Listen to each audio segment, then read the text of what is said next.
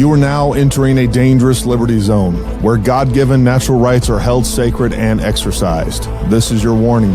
Tyranny, fascism, and censorship will not be tolerated. Ideas will be exchanged freely. Rigorous debate and open discourse is encouraged. If you are weak and your beliefs are fragile, you should leave now. Prepare yourself. We are now live on the Dangerous Liberty Podcast.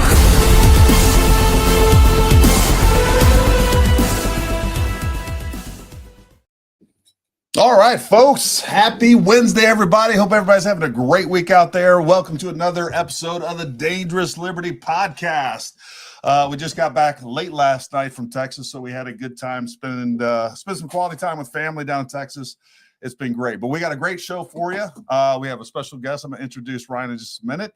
But Summer, how was your week? Busy. Good. Ryan, how's your week been? Amazing. I want to say hi to everybody over in the comments real quick. I want to say hi to Con, Michael Hen, Otter114. We finally got our comments coming over from Rumble again. That was a good re-upgrade. We got Hank, New York City. We got Ann over in the comments and many more. And if you haven't said hello yet, make sure you do so. Steve Schaefer, good to see you. Jason TG sponsor, good to see you. All right, so we got a great show, and if you haven't done so already, make sure you like, you subscribe, all those things, and make sure you're joining us every Wednesday at 7 p.m. Eastern Time. We don't talk about guns. We talk about politics, current events, you name it. Life lessons, parenting. We have special guests on all the time. It's a great show, and most importantly, the reason that we do these live is because we want you to participate in it, right? Don't just sit there and listen to us. We want to hear your comments. We want to hear your questions, and we want to interact with you. It's your podcast. That's what this is all about. So I've been wanting to do this podcast for a really long time. So if you will, Ryan, just introduce yourself to everybody. Tell them a little bit about your background, who you are, where you come from, what your business is about, and we'll go from there, man. All right, let's do it. So first off, I really appreciate having me out here. Some of you as well. And everybody out there watching, appreciate you guys tuning in. So my name is Ryan Blakeley. I am a 2003 graduate of the Citadel, which is a military college in South Carolina. From there, I was a law enforcement officer for close to a decade. Spent some time overseas contracting, which is kind of how we kind of connected through some mutual friends, which is pretty nice. And currently I own my own company called TPC Performance, which is a health fitness optimization company. So I personally work with a lot of men and women over the age of 40 that are high performers that are trying to get themselves in phenomenal shape.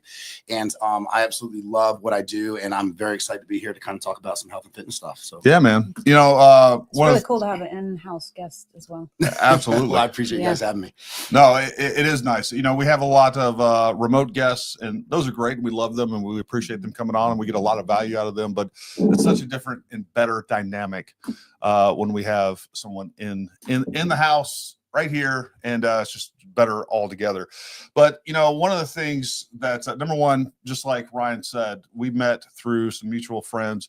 We were working pretty much on the same program for a federal agency, and he had been doing a lot of marketing and things like this. And this is before we were doing Paramount full time.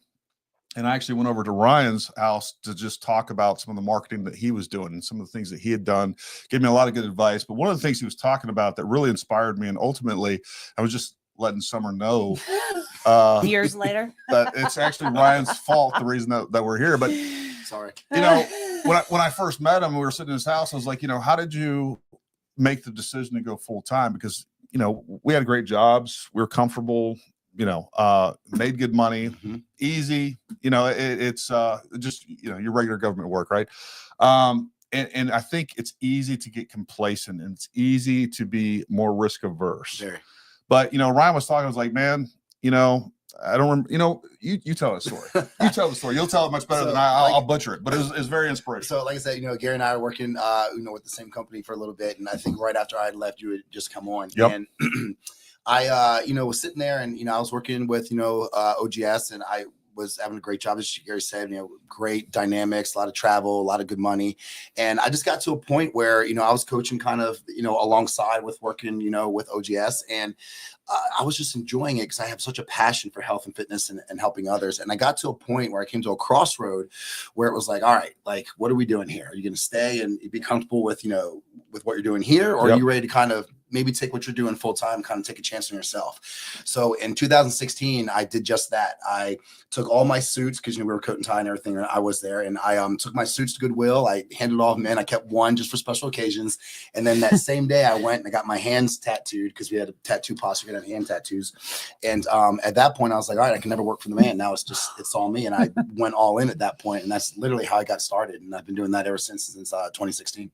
Yeah, it was timely, and it was because I was struggling at the time with that. Like, I knew what I wanted to do. I felt like I was not just wanted to do, but I genuinely felt like I had a calling to do what we're doing now. Like, I had a need to do this. I knew I didn't like working for anybody. I don't like working for anyone. I like working for you, not under you.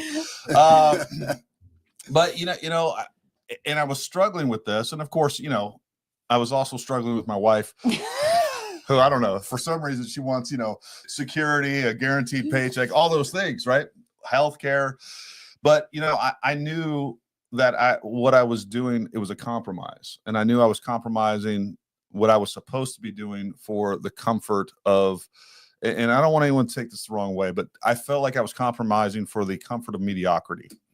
And, having that, I can't tell you, Ryan, how many times I've played that conversation over, because you were like, F it, I'm going all in, burn the ships. 100%. There's no turning around. And, and again, I kept feeling that, and I'd go on another trip and we'd make this money. And then things started getting a little weird in that program that we were working on. And I was like, you know what? It's time. I'm done. And I went and walked to the office. I'm like, all right, I'm quitting. When you know. I found out after. I had known, like, I had resisted that temptation many times, because she was like, just wait a couple months, or I don't remember all the conversations. I was like, I'm just ready. But I hit the point, I was like, you know what, I'm done. And I never looked back, and I couldn't be happier. And it was absolutely the right choice. And so, some of the things that we're talking about today is kind of the same thing. Like, we got to get out of the comfort zone. Mm-hmm. I was having conversations this week with people about, hey, I don't want to go to the gym because I think people are judging me, or whatever it is, right? Mm-hmm. We have all these things going on, and nobody gives a shit. Right? They're happy that you're there. They're not judging you. Like, if you saw somebody else in the gym or whatever it is, right? Whatever. And I'm not just talking about health and fitness. There's lots of areas in our life where we feel insecure. We feel like we suck at it, right? But you got to go out there, and you got to risk something to gain something. Yep. So, again, number one, I appreciate you sharing the story with me. Summer does. She really appreciates you sharing the story with me. We survived. Now we're good. And we're good. I just think it's important. Like, you got to risk something sometimes, and I think a lot of what we're going to be talking about tonight is kind of goes along with that too. Getting comfortable, and not pushing yourself to the best of your ability. And folks, just like we always talk about, we'll definitely be looking at some of your comments, and towards the end, we'll definitely take questions. If Summer sees a question, even if you ask it earlier, we'll make sure that we highlight that and address those later on. So, number one, Ryan, one of the things I want to talk about is like, there's a lot of folks out there that don't necessarily come from the same backgrounds as us, that aren't in the same industries as us, Mm-hmm. don't necessarily had that high performance standard to begin with. Well, I won't even say high performance standard. Like, number one, they don't have the drive to prioritize maybe health and fitness, but especially exercise and things like that, right, the way that we do. Like, I think, coming from the military and coming from our backgrounds and the things, like, a lot of our self-worth to some extent is attached. And I think it's healthy. It can be unhealthy, obviously. It can be toxic to some extent, but there's a certain amount of self-worth. Like, if I feel like I'm really getting fat, and I'm definitely in one of those phases right now. Like, I'm feeling out of shape. I'm definitely not prioritizing health and fitness the way that I normally do. And it's like, oh, like, I got to turn some shit around. Like, we got to make some changes here, but not everybody can do that. No. And so, like, what is, for those folks, like, where do they get started? What are some of the things that they can be doing to to get on that fitness journey, if you will? All right. So, and it's actually kind of funny you asked that, because I just did a reel the other day about this, because I was thinking about it, because obviously working with the clients that I do, you get a lot of people. And the main thing that I see with a lot of clients is they get overwhelmed. And I have a lot of people, when they go to get started, they're trying to juggle too much. And I think when you get started in health and fitness, you're like, all right, so I got to change my nutrition. I got to get to the gym, and then I'm tracking steps, and then I got sleep, and I got stress management, and then there's meal prep. And they think that it's an all or nothing mentality, because a lot of the people that they're referencing are, individuals that have been doing it for years upon years upon years. And, looking at these competitors and these Instagram influencers and everything else. And they're like, all right, so I got to do everything they're doing. And that honestly could not be further from the truth. And I tell people all the time, take a breath, because this is not, we're not doing this for like 1 week. We're not doing this for 1 month. We're not doing this for just 1 year. This should be a lifestyle change for you. So we have a lot of time here. Yeah. So what we need to do, just like with anything else, and this especially goes for a lot of those that are, in like their 30s and 40s that are, starting to take on a lot more. They have families, they have businesses, they have all these other things that they're doing. And that's already overwhelming in itself. Sure. So what I tell people is look, you don't need to do everything all at once, because that mentality is going to burn you out within the first week. And then you're just going to get right back to where you were, and you're never going to get your goals. Yeah. So what you need to do, pick 1 or 2 things that you can start with. Just get started. Take your first foot, put it in front of the other. And that's all you need to do. So maybe you start with simply just tracking your steps. Maybe you don't change anything else. But when you're, working all day, you're sitting on the couch all day, if you just start tracking your steps, you're going to start bringing up your non-exercise activity thermogenesis. You're going to start spinning your metabolism a little bit. And then at that point, maybe you could do something just as simple as, like I mentioned in the reel the other day, it's maybe you drink regular Coke or soda or pop, whatever you call it. Maybe you just pull that out and just switch to water, just making a little change like that. And these little changes, once you just started getting 1 or 2 variables implemented into your daily routine, at that point, you'll start to understand. You're like, you know what? I actually really do have the discipline to kind of do this. Yeah. And then at that point, then you stack another variable on top of that. And then maybe now you're like, you know what? I'm going to start getting up at 6 o'clock tomorrow. It doesn't need to be this 4 a.m. ice bath, morning routine. We can get into all that later, but maybe it's just 6 a.m. You get up an hour earlier than you normally do. And maybe that hour that you get up a little earlier, maybe, this is where you're getting your steps in, or maybe you're getting a little bit of work done, or you're just trying to better yourself a little bit. And you start small, because once you start small, what I like to call it is build the base. If you don't build your base and you build that foundation, you're just going to tank, because you're going to be all over the place. Set your base, set your foundation, 2, 3 variables at a time. Just get started. Yeah. And then as you get started, you start kind of getting into the lifestyle a little bit. You start getting a little bit more aggressive with some of the things that you do. And then at that point, you're like, all right, well, I'm going to start cleaning up my nutrition.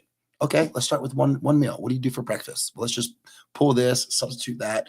Now I'm making another little change. It's just little tiny changes at a time. Yeah. And then over a period of time, just like anything else, they compound. Yeah. And as you start really incorporating all those, the next thing you know, you're like, man, I took all these actions. Now these actions have become habits. Habits turn into routines. And then boom, now all of a sudden you're kind of off to the races. Yeah. Well, that's, go ahead. Ben. Well, I know one thing that helps me a lot, especially for that genre we're talking about, we're moms and we're business owners and we're working, we have households to maintain, is for me is thinking about, let's just make one good decision at the time. Yes. Let's not think about the whole day, the whole meals for every day, the meals for the week. Let's just focus on one good decision. And sometimes that takes some planning, right? It does. But one good decision at a time. And also, if you make one bad decision, don't let that change the trajectory of the whole day or the whole week or the whole month. Let's just make that next decision a good one. Well, and I tell moms that all the time. Let's just think about making one good decision at a time. Don't get overwhelmed. Don't think too far ahead. And that really helps me. Well, none of us get to a place where we're not happy through anything other than incrementalism, right? So that's how you got to get to a place where you are happy and something that's sustainable. And the other thing they kind of talked about, I do think that a lot of people start off with these unobtainable goals. They're very unobtainable. It's incredible. It makes you, you're never going to get there. And some people it's not even possible. And one of the things you guys both kind of touched on, and I was thinking about this the other day, it's there's all these things that I would love to be. Right. I would love to be able to go shoot competitively all the time. I would love to do this. But the fact is, we only have so much bandwidth. If I do anything more than what I'm doing now, for the most part, that means I'm going to be a less of a husband or less of a business owner or less of a father. Those things are fungible. There's no doubt about it. But at what expense? And so being able to incrementally add those things where they're more manageable and you can sustain all the responsibilities that you already have, but not feel overwhelmed. Because one thing that I hope that everybody walks away with, and something I have to constantly talk to myself into, is like your health. If you don't have health, you don't have anything. Well, you know, it's funny. I saw a quote the other day, and I can't remember who said it, but it's like when you're healthy, you have 1,000 problems. But when you're unhealthy, you have one problem. 100%. Because then at that point, you're dealing with your health, and your health is incredibly important. And unfortunately, you know, a lot of us, you know, don't really understand that until we're sick, until we're injured, until we're in a position that we're like, oh my gosh, like the whole world's crashing. It's like, no, And when you do get to that point to get better, you have to put everything on hold. Everything on hold. I'm trying to think of the guy's name. He was the guy that he was an Avengers. He ran himself over with his snowcat. Anyways, long story short, he literally crushed his whole body. But he was talking about for 2 years his job 24/7. He was like, I couldn't be a father, I couldn't be a husband. The only thing that I could do was recover and to heal. And like I didn't have time. And the fact is when we get sick, when we get injured, like all those other things that you were prioritizing all the time over your health, and including just recreational stuff or entertainment, like those are the areas where we probably could cut out just a little bit, at least a little bit, 30 minutes a week, an hour a week, and really prioritize those things. So what are some of the things that, people can help find motivation? And hopefully that should be it right there. Like if you don't have health, you don't have anything. Right. You really don't. But I think, and I'm not the expert in this situation, but I think the word motivation is overplayed. I think it comes down to discipline and routine. 100%. You got to change the motivation, because you're not going to be motivated hardly you're ever. only going to be motivated after the YouTube video, after the Instagram reel, after your buddy's compliment. Like those are the things that motivate you, right? Or maybe you have this beach trip coming up, or whatever your motivation is for you, it's going to be short lived. 100%. I've never met or seen you're getting ready for a competition that is motivated for an extended period of time. Right. Because even like you mentioned, like you've competed, I've competed, and that is a big motivation. When you have a show date, you got to get yourself in that peak conditioning for that one day. It's crazy motivating. But then once you hit that show day, it's like, well, now what? And and that's why like using bodybuilding kind of as an example, like that's why instead of being like a competitor, you're a bodybuilder. Like it's that way when the show's over, you can still do what you need to do to maintain your physique and do your things. But when it comes to the motivation versus discipline, this is where for me, kind of even piggybacking on what we were saying before about not overwhelming yourself, you need to find what's sustainable and repeatable. That to me is the big key here. So whatever that is for you, whatever you can do over time that's sustainable and repeatable, and you can find these actions and these habits, at that point it leads to discipline, because discipline is being able to do the same thing over and over, kind of like consistency, whether you like it or not. Like everybody's like, bro, how do you do what you do? I'm like, bro, I don't always get up like, oh, I'm so excited to be up at 4 o'clock and do this routine and go to the gym and juggle everything I do. But I do it because I know the benefits of it, and I like where I am and where I'm going and what it does with me. And at that point, that is my discipline, is because I learned that motivation can only get you so far. And Saturday morning when everybody's out, doing their thing, and you're got to go to the gym or you have certain things you need to do, motivation is not going to get you there. It's that discipline that's like, all right, look here, bro, these are our goals. You have non-negotiables that you promised yourself this week. Are you going to uphold them and be the man of your word that you are with everybody else? Or are you going to break your promise and cave? Like, what are you going to do? And when you can, be true to yourself and really have a lot of self-respect for yourself, you're going to be disciplined, because you're going to understand that, like, you can't let yourself fall off, because you think about how much of an example you really are to other people. Everybody has a fan. No matter who that is, even if you're your own fan, like you got to make sure you show up for yourself and for those that believe in you. Because if you want to throw in the towel, I always tell people this: think about how you're going to justify that to those that believed in you more than you did. think about that. Like, are you just gonna like, what would you tell? Like, Gary, like, you know everything that I do. Like, what if I just stop doing all that? You'd be like, man, what's going on, Ryan? Like, he's always doing this, right? Like, I have people like that in my life that like I like to show up for, but the main person you need to learn to show up for is yourself. Yourself first and foremost.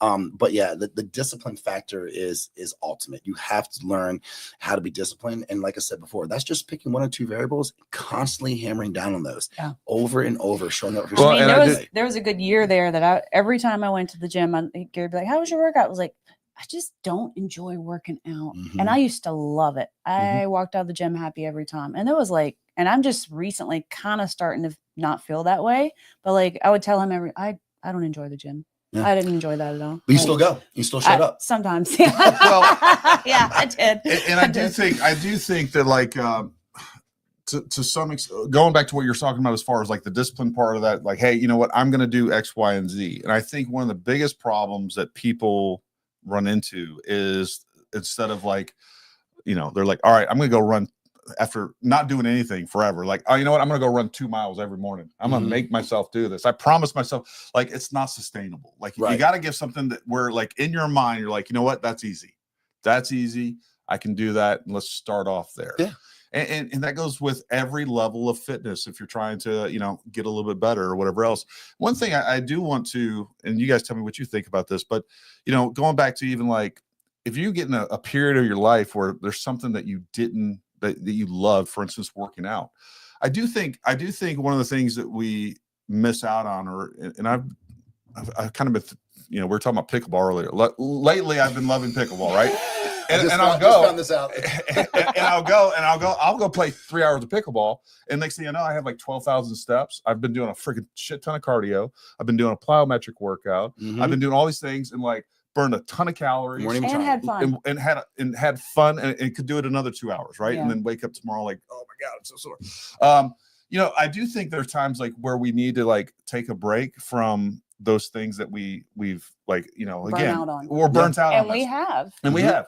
Like, often too many breaks. Too many breaks. But you need to find something else that can sustain that or replace that and get the same result. But I do think, even going back to the whole motivation thing, like I know we do these things where it's like, hey, I'm going to go on this fad diet or whatever else. And you'll do that for a while. I think there's a little bit of value in finding these things that, it's momentary motivation, but as soon as the motivation on that runs out, like find something else. Yeah. And then some of those things do develop into discipline. We don't, the discipline's a muscle too. Like, yes, it is. You don't just develop that overnight. You got to work it. And you're going to say, I'm going to do this. And guess what? You're going to fail. And then you got to get back on the horse or change, like, hey, you know what? That didn't work out for me. I'm going to do this for a while. I'm going to do this for a while. And then just keep going at that. But I think there's something to that. And especially with women, because we want the quick results. And I feel like there's a lot of pressure in culture and society for women to, look a certain way. But we want to jump from one thing to the other without working that for a while to see how it'll work and how it'll turn out. Well, you know what? The funny thing is, you mentioned that is, one of the things that I see all the time is, it's consistency and longevity. You need those things. And what you just remind me of, a lot of people give up right before they even get to the point where they're going to see those results. Yes. And you've seen probably like the memes where like the one that comes to my head is like where it's top and bottom, and one guy's like, they're both digging with pickaxes like through the dirt. And there's like diamonds on the other side, and they're both like right there. And one guy's like walking off, and the other guy's like still hammering at it. That guy's gonna get it, and that's true. You need to keep going and give it time, because a lot of people, they give up too early because they're like, man, I'm doing this over and over and over. And it's like, it's a lifestyle, but that's also why you need to find the things that are sustainable for people and that you enjoy doing, because at the end of the day, like when you enjoy doing it, just like Gary mentioned, like 3 hours pickball, didn't even know it. You had all these different workouts in, got all your steps in, burned all these calories. And you're like, holy crap. Like, damn, you just got all that accomplished by having fun. Yeah. So you got to find things that are fun too, because the one thing is, like, energy can't be destroyed. It can only be redirected. So it doesn't always have to go to the gym and to all this cardio and all these major things. Like, find things that are fun. Take that same energy and direct it somewhere else. And like you said, just move. Like, that's a huge thing for me. Just move. As long as you move, you'll stay in good motion. Yeah. And that's the thing, like, even with like things like CrossFit and all these other things, like, and people will hate on CrossFit, and I've been guilty of it too. But the point is like, you go there and you finding something that you're enjoying the process in a community where they almost they kind of, you know, gamify to some extent exercise, right? And there's nothing wrong with that.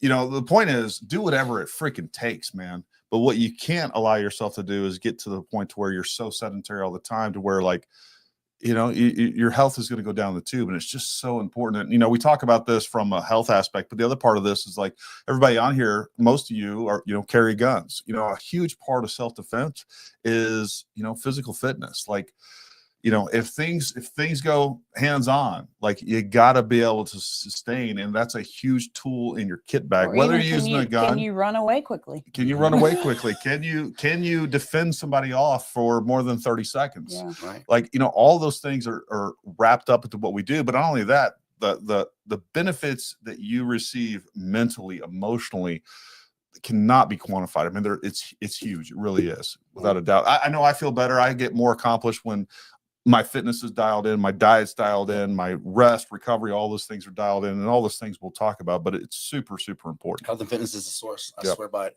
You get into health and fitness, it will change your entire life, your entire dynamic, your job, your family, your relationships. Like, when you get yourself to an optimal place, it changes everything, because you see and carry yourself at a whole different level. I think even weightlifting for women, it makes me feel super powerful, super confident, and that translates across a million other things. Yeah. Oh, 100%. Outside 100%. of the gym. Yeah. Yes. Yeah. Yep.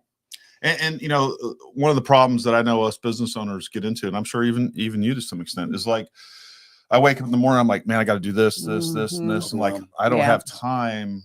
I don't have time to go to the gym, and there for a while. And it's one of the things that, there's two things I've been really prioritizing. Number one, trying to go back to prioritizing.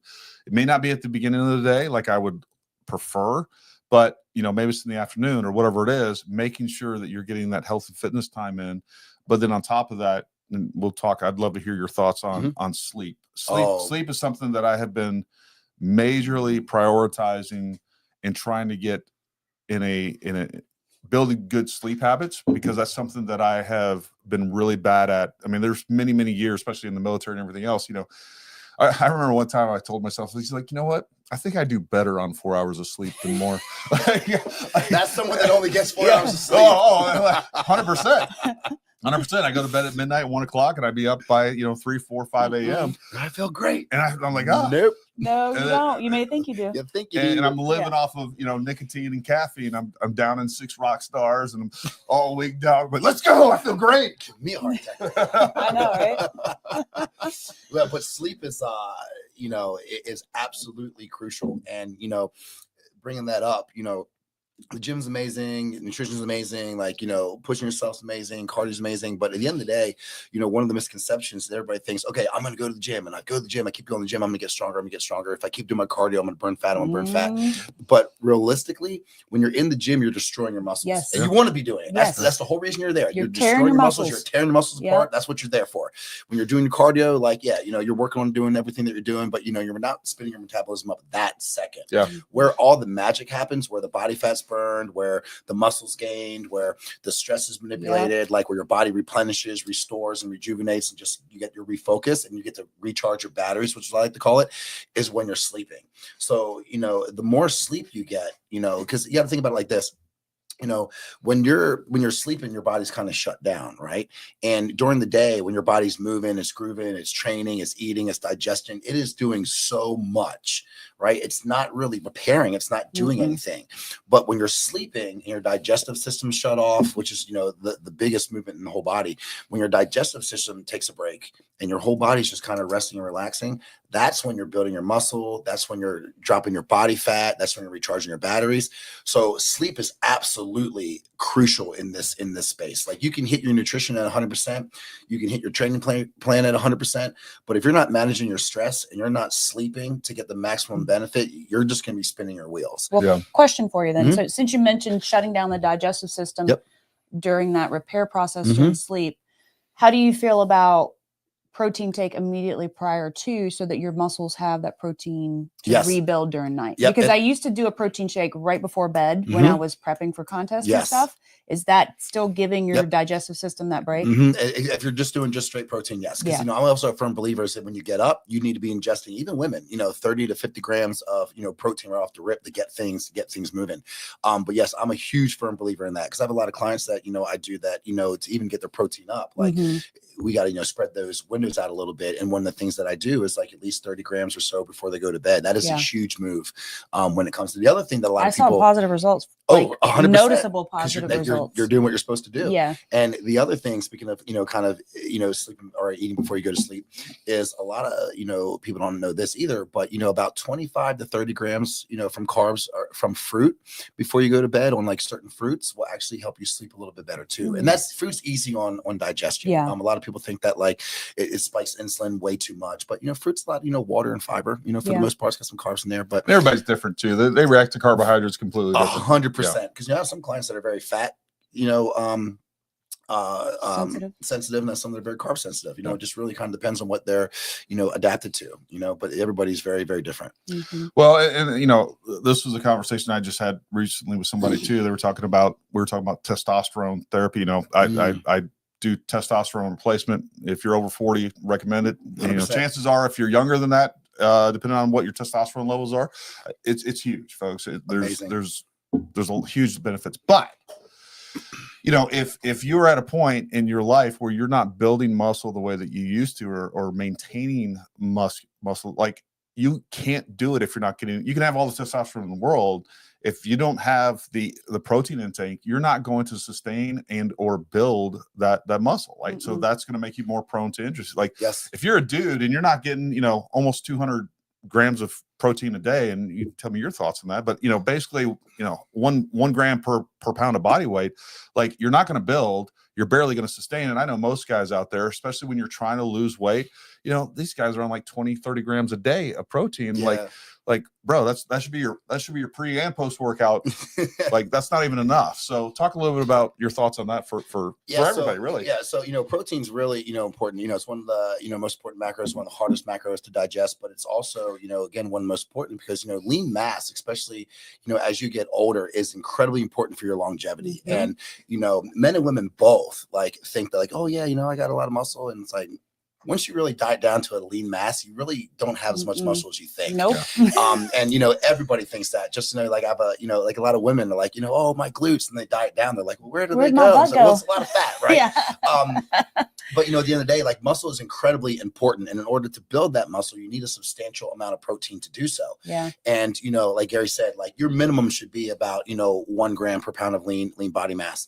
If you're trying to build a little bit, I have some that are up to 1.3, 1.5 grams per body, and just really depends on what your digestive system can also handle it. But this also goes back to what we're saying is like it doesn't have to be all at once. Like you can walk things up. So like 100%. If you're not getting in enough protein and you hear this podcast, you're like, all right, I got to get 250 grams in. No. Let's just get maybe like 20, 30 grams more than you're eating now. Digest that a little bit because, protein is kind of hard to digest. And if you slam that digestive tract with a crap ton of protein, you're going to be really unhappy. In addition to your normal food, and you're probably going to gain weight also. Exactly. And then you're going to be like, oh, that doesn't work. Because even clean calories can stack up over time if you're not, if you're not accurate with your nutrition. Yeah. Well, and then conversely too, if you are, if you replace a couple of snacks with a couple of protein shakes, now you're adding 20, 30, 40, 60 grams of protein, depending on what protein. You're getting rid of a lot of garbage. You're getting rid of garbage, and you're going to be fuller because it is harder to digest. Yes. So, you're not going to be as hungry. You're going to be satiated. And, all those little things make a huge difference. And, whether it's a protein shake in the morning or pre-workout, post-workout, or one in the evening, like adding a little bit here and there and finding something that you like and it makes a huge difference. It really does. When you're eating, I always say prioritize your protein first. Yeah. Like don't go straight to your carbs because everyone wants to do that. Oh, they go straight to the carbs and they're like, oh, I'm full, and they still have like half a steak on the plate. Nope. Like, bro, we're first. backwards here. Like prioritize your protein first because you get once you put macros in, you're prioritizing that. You're a little bit more satiated over time, and then at that point, kind of you start worrying about your other macros there. And steak's expensive, so I mean, and it is. I'm getting that first. I'm getting all that in. Yeah, absolutely. Yeah, no, 100%. Let's talk a little bit about supplements. Okay. What are some things that you think that like generally everybody should be taking? And then This is not medical advice, people. Yeah, listen to your doctor. They'll tell you to get the COVID shot. 4 of them. Whatever you want to do. Anyways, supplements that everybody should be taking, and then we'll talk a little bit about maybe some specifics for men and women. Okay. The number one supplement that everybody should be taking is whole food.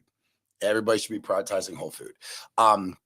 But with that said, getting into like non-processed, like foods like God made it. If your food comes in a bag or a box and it's got more ingredients on it than 2 or 3, and you're trying to decipher what that means, you shouldn't be eating it. Yeah. Like if you can scan a barcode with your food, probably shouldn't be having it. Sure. So good, clean, organic, animal proteins, sweet potatoes, even jasmine rice to a point. I love a lot of jasmine rice, a lot of fruits. I'm very big on fruits, vegetables, make sure you get a lot of good, good whole food in. Yeah. But when it comes to supplementation, a lot of people, when you're eating good, you're eating clean, like you don't really need a lot of supplements, but a lot of the supplements that you would want to look at is like, I'm big on like fish oils and like omegas, a multivitamin for a lot of people is very, very important too. I'm also a very firm believer in creatine. I know there's a lot of stuff on the market right now where some people are like, well, good, bad, but honestly, creatine is one of the most researched supplements that is out 100%. There on the market. And the one thing that I'll touch on is I'm not just talking about taking creatine to like get jacked and shredded and sexy and all that. Does it help you with that and strength? Absolutely. Like it does have a lot of those, properties, but creatine's really got a lot of good health benefits and a lot of like cognitive function. There you go. We said the same thing. A lot of cognitive function, like helps with sleep. Like creatine is a wonder drug. Yeah. And it's cheap. And it actually is very, very cheap. And the one thing I'll say is like, make sure you're getting, pure creatine. Some people are like, oh, I'm getting creatine 9,000, and I'm like, bro, what's in there? And they're like, I'm like, this is no, just regular creatine monohydrate is all you really need. Yeah. Good quality supplements is what we're looking for. Yeah. And you're looking at kind of, like you said, breaking it down between men and women. Women, I usually about like 3.5 to like 5 grams a day is like pretty good for women. Men up to around like 8.5 to 10 or so per day. But creatine is a very overlooked supplement, and a lot of people kind of shy from it because they just don't know it. Yeah. But it's a very healthy supplement, and it's the most researched supplement on the market. Is there a optimal timing of creatine intake? Like when you're thinking about maybe you go lift weights or maybe you have a cardio workout, or maybe one or the other, maybe both. Is there an optimal time, or is it just get it in? So kind of both. So I like to, on training days, I like to get it in during my like intra workout. I'll put it like in my intra workout drink, and I just kind of sip on that while I'm training. Mm-hmm. And some will talk about like maybe before or after. And at the end of the day, as long as you're shuttling it into your system, it's not a drug it's not a supplement you're going to take and it's just going to be like, oh my gosh, I feel it. Like, no, you just need to really get it in. But when you shuttle it in pre, intra, or post workout, you're really getting it into your system. And then when it comes to like your non-training days, because I recommend people take it every day. Yeah. So on your non-training days, honestly, like I like to simplify things, because when you start to overcomplicate it, you're like, all right, it's my non-training day. It's 3:15. I got to get my creatine in. It's like, bro, that's a little aggressive. Like we came from bodybuilding, like I get it, but at the end of the day, you just got to get it in. So whatever time works for you on your non-training day, just make it a routine. If that's just the first thing you do when you get up in the morning and you want to take it with your breakfast or your hydration, cool. You want to take it with meal 3 because that's just around your pre-workout time and that makes sense to you, cool. Yeah. You want to take it before you go to bed, cool with that too. Just get it in. Okay. Yeah. And I mean, like you said, there's a lot more research that's being not even done. Just I think there's more prominent names. Andrew Huberman has been talking about creatine quite a bit, and some other ones out there. But creatine is extremely beneficial, and for the women out there, I hear this a lot where like creatine does make one of the main things it does is makes your cells hold on to water. Comment. What's that? Fraser right here talking about the pre-workout. That's it's definitely going to make you. It's going to make you hold on to water, right? And I don't even like to say that. So you may see the scale go up. And this is one of the things. Summer. Gary's always like, dude, we've been through this a million times. And she knows it. Like she knows it. Everybody's enemy. It's scary when the scale goes up. She knows it from like. I know it logically. Logically, it makes perfect sense. Emotionally, it's hard. Emotionally, it's like, but it'll add, you know, half a pound to the scale, whatever it is, right? But, you know, again, your body needs hydration. It's really good at holding on to that water, and those cells taking the water, which allows you to build muscle, which allows all the cognitive function, the benefits. It has a huge, folks, they're finding more and more about creatine related to cognitive function, and, you know, staving off things like Parkinson's and Alzheimer's and things like that. So anyways, like there's good research there. It's extremely safe. Everybody should be taking creatine. You know, just do it. You'll get a lot of benefit, whether you work out or not. By the way, that's my thought. Very good point. It's a very good point. Whether you work out or not, creatine is a huge. Maybe that's one of the first things you can integrate into your routine. That could be. It's you know, one of the first supplements, a very easy integration. And like I said, it's cheap. It's easy. It's pretty much tasteless. You can put it in water and friggin' I'm sure you probably even put it in coffee. I have some clients put it in their coffee. That's what they like to do, and I'm a firm believer. I put collagen in my coffee. Whatever you need to do to win every day is what I'm a fan of. 100%. So creatine, everybody should be doing it. What's some other supplements out there? What's your thoughts on vitamin D? I'm a big fan of vitamin D. You know, and one thing I want to say before, you know, supplements is, you know, don't just run and just start taking a bunch of supplements. The one thing you want to do, especially like we talked about a little bit about TRT and, you know, supplementation and everything else, in this whole kind of lifestyle that we're talking about, one of the things that is very crucial before you kind of do all of this is lab work. Because that way you know your numbers. Like, don't guess, test. Because if you need to know your numbers, and regardless of TRT, regardless of supplements, regardless of what your goals are, you need to know what's going on internally. You know, we're not like in an automobile where, you know, we ride around, we have a check engine light in our forehead, and we're like, oh, it's time to go to the shop. Like, it doesn't work like that. Right. So for us, like, we usually wait until we're like, oh my gosh, I feel like this, or this is lagging, or, you know, we wait for these negative side effects. And then when it's, I don't want to say too late, but when things have stacked up, symptoms. We're waiting for the symptoms, and then we get our labs done. We're like, oh my gosh, like, look at all the stuff I have to fix. So when you get your labs done and you get your numbers, then you know, are you deficient in vitamin D? Because you don't always have to take it. And, you know, for a lot of people, I say, you know, you really only need to take vitamin D in the months that end with R. So like November, December, you know what I mean? Those are the months where we're not really getting a lot of that sunlight. Vitamin D would come from sunlight. Right. Vitamin D comes from sunlight. So, if you live in Washington State where they don't have very sun. true. You need to have that all year round. But, you know, when you're active in this lifestyle, especially like, you know, you're tracking your steps and you've got a lot of your steps outside, you know, you're getting that vitamin D. So vitamin D is a very crucial supplement, but you do need to know your numbers, because if you do go higher with vitamin D, it can cause, you know, some issues. And you also want to make sure you're taking K2 with vitamin D, because what K2 does, you know, without that, your vitamin D can get caught up in the arteries and everything. So you want to make sure that you're taking the K2 to make that, you know, make that work. But yes, vitamin D is very good. I'm a big fan of vitamin C, but we don't always need to get that from like a pill or a capsule. Vitamin C you can get from, you know, fruit. You can get a lot of, you know, like red broccoli bell has a lot of vitamin broccoli, C, right? red bell peppers. There's a lot of foods that we don't really think about that have vitamin C. Because if you can get your supplements from Whole Foods, I definitely recommend that before you start taking pills. Yeah, absolutely. Constance, what would be a beginner dose for creatine? I'd say start with 5 grams. And 5 grams is usually about a serving. So for like the most most part, scoop that would come in most containers. That comes in the container is going to be about 5 grams. And, you know, if that sounds or feels like a lot, and it's a chalky taste. So like, you know, you can always start with a half scoop.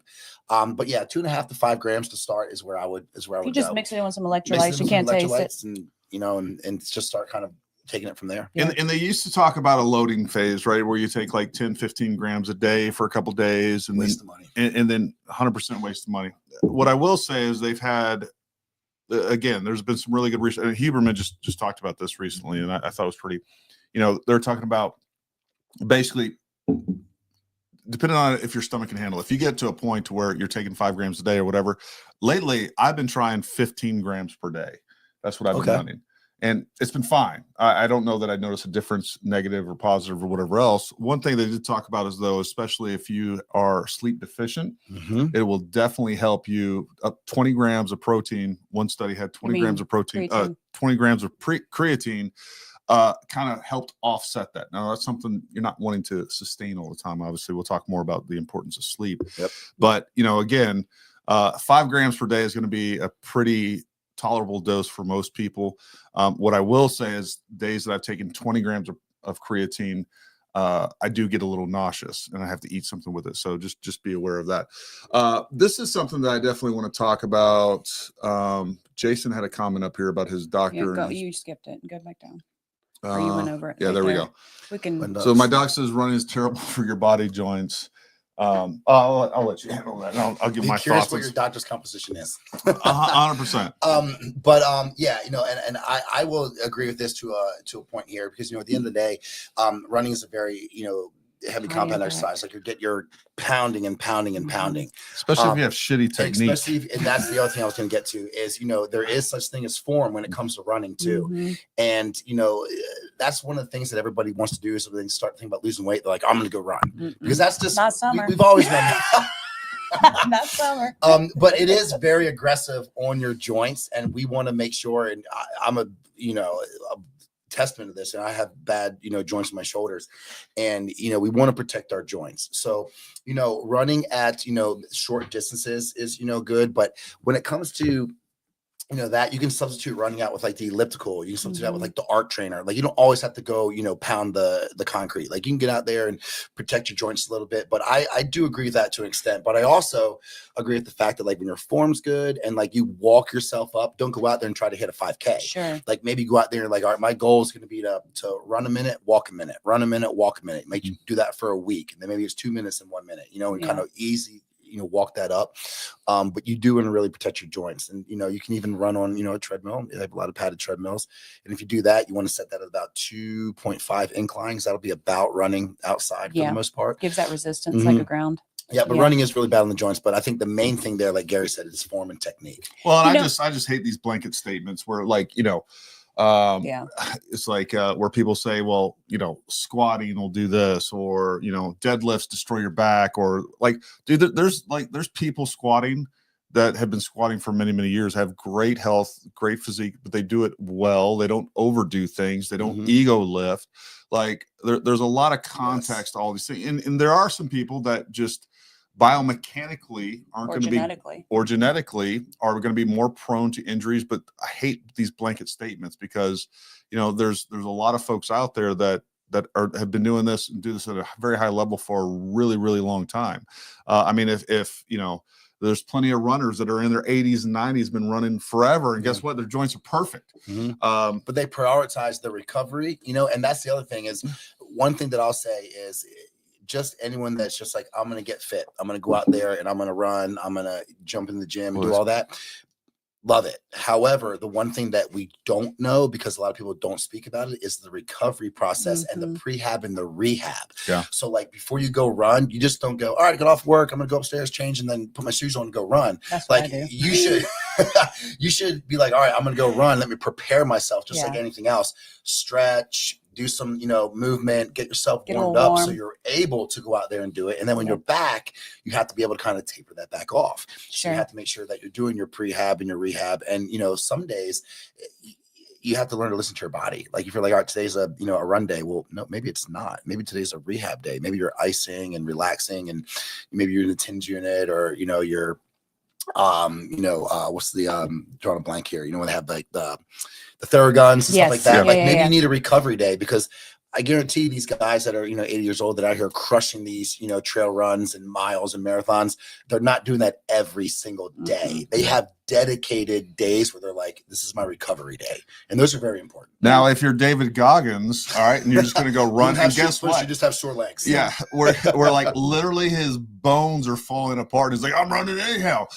That's fine if that's what you want to do. But there, again, the problem is like most people don't look at working out and exercising and running and all these things as like a technique and a skill, or and they've never learned. They've never learned a proper technique, like a lot of shooters out there, right? Like they go out there and they just do whatever. Like squatting is a highly technical skill set. Deadlifting is a highly technical skill set. Running is a highly technical skill set. Yeah. Maybe if you learned a little bit of technique, these things will be easier on you. And then on top of that, the other thing, just like you said, touched on, and I'm bad about this. Like I haven't worked out in like a month, right? And I'm like, all right, I got to get my ass in the gym. And I go in there, I do a full blown workout. Like I never took a day off. Yeah. And next thing you know, like I'm sore for a week. And you're like, now you have another week off. Like that was counterproductive. Like you got to ease into it or ease back into some of these things. And the other thing and kind of feeding back into running and maybe for women, I think we feel like cardio's got to be it. Right? If you want to lose weight, if you want to be like the models on TV or all the fitness models, you got to do all this cardio.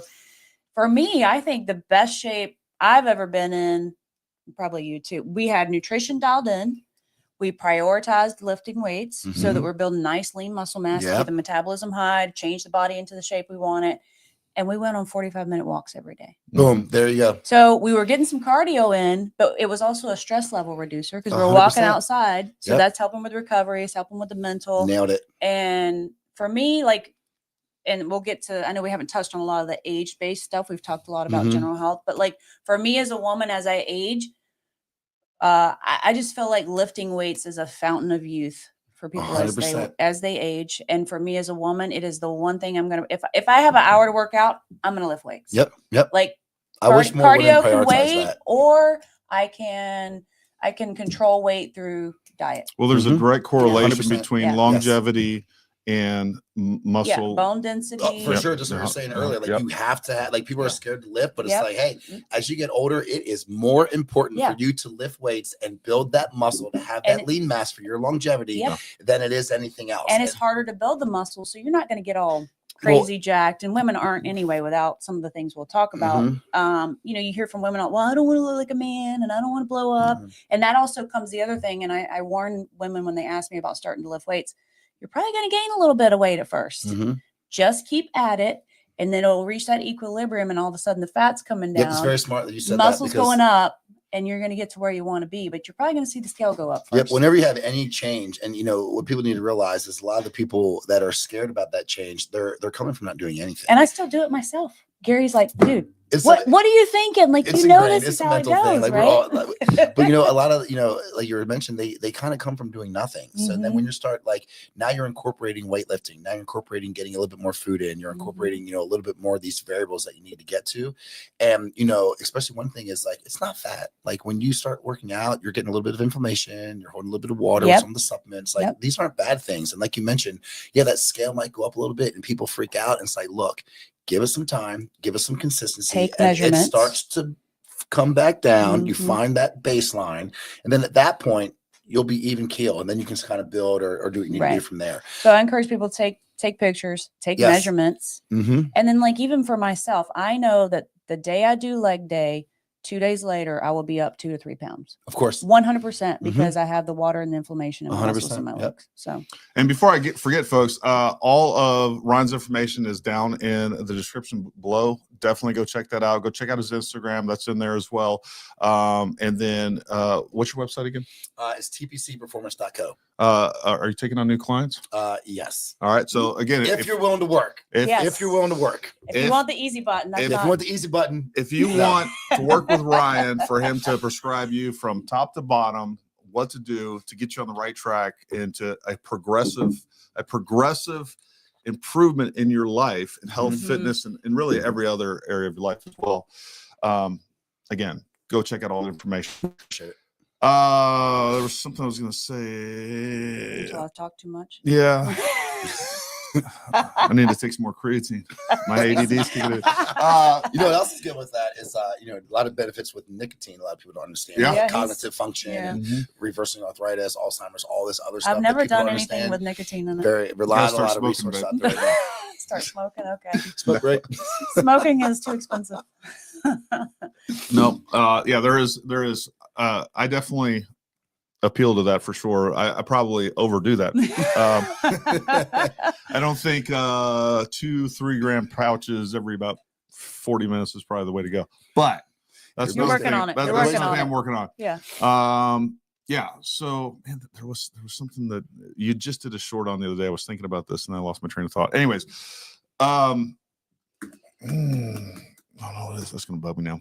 So yeah, let's talk a little bit about the importance of recovery, especially if you're easing into things and you're getting like you got to prioritize recovery. And as we age, without a doubt, like that's I feel pretty good at 40. You know, I'm 44. I'll be 45 this year. I feel very blessed because there's a lot of guys that come from my line of work and man, they're just beat all to hell. And somehow I've pretty much avoided any major injuries. You know, I've tried to stay active. Anyways, but the one thing is that I do notice is like, even when I'm going to the gym regularly now, just in the last, like really probably like 2 years, like, man, it definitely, it's like, hey, you got to give yourself some grace. 100%. That's the perfect way to put it. And like pull back a little bit, like, no, like, hey, you know what? I need to, and trying to find that balance. And that's the thing I think in my mind is like trying to find that balance of like, hey, quit being a pussy and stay in discipline. But at the same time, like, okay, am I just taking the easy way out? But no, like, hey, you know what? I'm genuinely sore.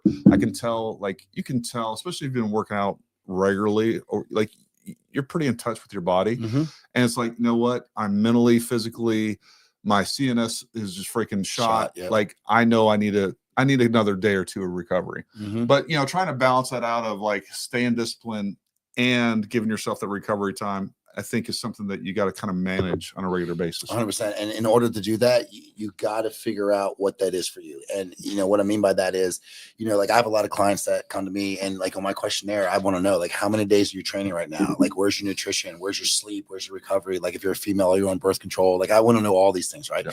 And, you know, when it comes to a lot of the clients, this is male, you know, and female, everybody's training 6-7 days a week and they're giving me their training program. And I'm like, God dang, like my like advanced bodybuilders aren't even doing this shit.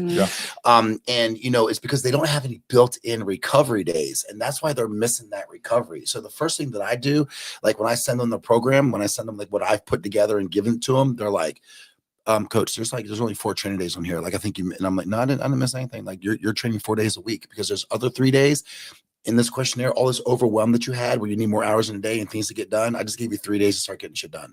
So like on those days, you're not going to the gym. What you're going to do is like your steps, you're going to prioritize those. So first thing in the morning, we're going to get up. We're going to start with like 30-45 minutes of steps outside. Right now, obviously it's cold, raining, this and that. I get it, like, you know, whatever.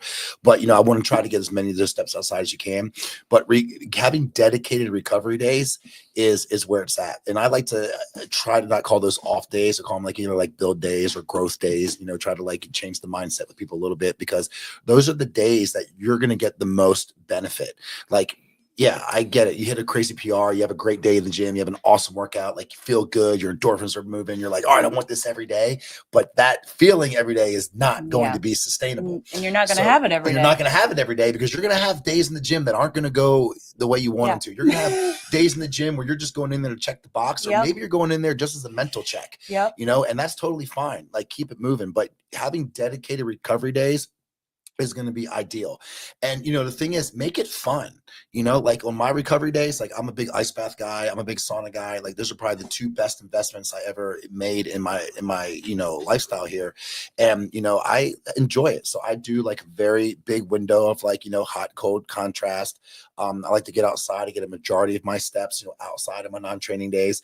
I may sleep in an hour more, but like I find things that I enjoy that I can still that are helping your body, that are helping my body, right? That's why I like to call them growth days, because that's where you're making the biggest change. You're not making the biggest change by hitting these 2 days in the gym. You're making the biggest days by maximizing those, you know, training sessions, but then prioritizing the recovery to tie it all together. Because if you're not recovering, you're not building. If you're not recovering, you're not burning fat. You're not building muscle. You're not doing anything besides staying stagnant. And who wants to do that? The whole reason we're doing all this is to transform and to change and make our lives better. So what are your favorite recovery techniques for? Are they the same for men and women, or do you have some that are better for men, better for women? For the most part. Now, you know, the one thing that's a little different with men and women, for the most part, is like the ice therapy. Like, you know, the way women's bodies are designed and men's bodies are designed. Like, you know, women can kind of do like some cold therapy, like, you know, kind of pre-training, men a little bit post-training. But I try to get everyone to have at least like a 3 or 4 hour window in between training if they want to do that, which is also why I like putting those on non-training days. And another thing that I like, like ice baths, like ice bath. And like if you don't have access to an ice bath, like not everybody does, but a cold shower, even just water, you know, cold water or ice to the face, or holding ice in your hands, Just like good for wrinkles, little things too. like that. It is. And like for the women out there, like it's good. It brings down swelling and puffiness on the face and everything else. But one of the other really good recovery tools that is very beneficial that not a lot of people talk about at all, which is actually kind of my wheelhouse, but is fasting. And fasting is a huge recovery tool. And that's a little different for men and women too, because of the hormones and everything else. And, you know, men can sustain a little bit longer fast than women, but it's still beneficial for women to do it, just not at the, you know, extent or the duration that like a lot of men do. So from my understanding and just the brief reading and research I've done, may not be beneficial for women to fast every single day, whereas men can do it every day in a longer window. 100% you're correct. Because like, because I'm big on, you know, a lot of people will say it's intermittent fasting. I don't like that term. I like to call it time restricted feeding. I think that just to me, because you're kind of restricting your feeding. You're not if you're eating at like 11 or like noon or even waiting until 2 o'clock, you're not really fasting. You're just prolonging it. So it's time restricted feeding. But yeah, like, you know, women, we know the way they are hormonally, like they need the nutrients, you know, they can't go for those extended periods of time. When you do it every single day. I'll show you weaker. I'll show you weaker. Yeah, and like you want to make sure that, you know, you are right. So like the women that I do coach that I have fast, like, you know, they may do like a 24 or I might push them out to like a 36, but that's like periodically. That's not like every single day. Like you need to have those nutrient windows where I can have guys where, you know, I have a lot of like, say like busy males that are like, say, business owners or like executives or whatnot.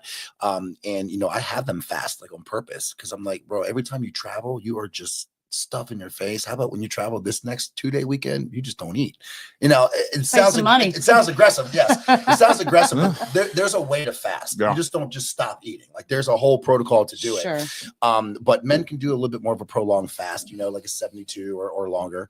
And I have a couple men that will do that every week. They're like, all right, Sunday through, you know, Tuesday, like I'm fasting. I'm like, all right, cool. This is what we're doing. This is how we're going to do it. And we fill the tank and then we deplete. Then we fill the tank and we deplete. But it gives that digestive system a break. And when you give your digestive system a break, your body's like, all right, well, since we're not really digesting, and that's the biggest thing that we do, like, what are we doing? And it's like, all right, where are we hurt? Where are we injured? What can we do? How do we work? And then that's when it kind of does a lot of repair and a lot of rejuvenation. So yeah, fasting is a really good tool for recovery too. That is very specific with men and women. But the other thing, you know, going back to recovery, like we touched on sleep a lot, which I love the fact that we keep coming back to sleep because it is that important to me that it should be talked about this much. And you know, at the end of the day, sleep is the #1 recovery tool that a lot of people. Yes, sleep not sloth. I love that. I'm gonna steal that. That might be tomorrow's Instagram post. But yeah, you don't want to just lounge around and just be lazy and not do anything. You still want to move, even on your recovery days. You got to move your blood. You got to move a little bit. That's why I'm a big firm believer in making sure you get your steps in, get them outside, because you want to give your mental a break too. You know, like for instance, like we're sitting here right now, like everything's so perfect, like, you know, cut like the corners, circles, shapes, everything is man-made, right? When you get outside, trees, nature, it's not man-made, so everything's not perfect. So your cognitive is a little different because you're giving your eyes a break. You're starting to see things that are a little bit different. You're not just staring at something that's perfect. So it's a good mental break too. So just getting outside and getting your steps in and moving is huge for recovery. Getting your sleep is huge for recovery. And then depending on, you know, what your lifestyle is like how aggressive you train or how you're training, whether you're a performance athlete, whether you're just training for aesthetics, then that would, in my mind, you know, would change the degree of how aggressive you are through recovery. Like, are you doing a full ice plunge? Are you doing a full sauna session? Are you maybe, you know, going to, say a, you know, rehab facility once a week and having them give you dry needling or cupping or, you know, something like that. Like, you know, it just depends on how aggressive you want to get with it. But digestion, sleep, a lot of those things are the main things for recovery. Those are easy things that people can start with at home. Oh yes, 100%. You don't need to run out and buy ice bath. You don't need to run out and buy a sauna. You can do all those things. You can do all those things at home. You know, when it comes. Go ahead. I'll say when it comes to sleep, the easiest way to fix your sleep, because I'm sure there's a lot of people out there that are like, well, how do I even start with my sleep? Because I get that question a lot, because people are like, you'd be amazed at how many people are just confused on how to fix their sleep pattern.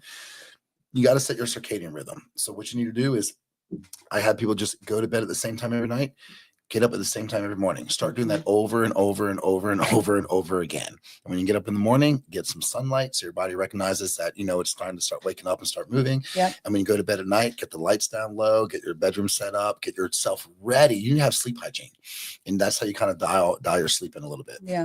Yeah, I keep my alarm clock set even the same on the weekends. I'll change. Sometimes I'll change it, a little bit, give myself some extra Give yourself time. some grace. Just like Gary said, like it's very important to do that. So kind of going back to differences in men and women, I wanted to see, and this might help talk about hormones and segue into that. Okay. You mentioned you want to know if your female clients are on birth control. That lends to me, like, obviously there's a training difference throughout a women's cycle, correct? Is that something you? Yeah. So like people can, there's some coaches out there like try to match training to like certain cycles and everything. Sometimes that works, sometimes it doesn't. And that, to me, that depends on the client because, you know, at the end of the day, I'd like to make things as simplistic as possible for a lot of the clients that get started.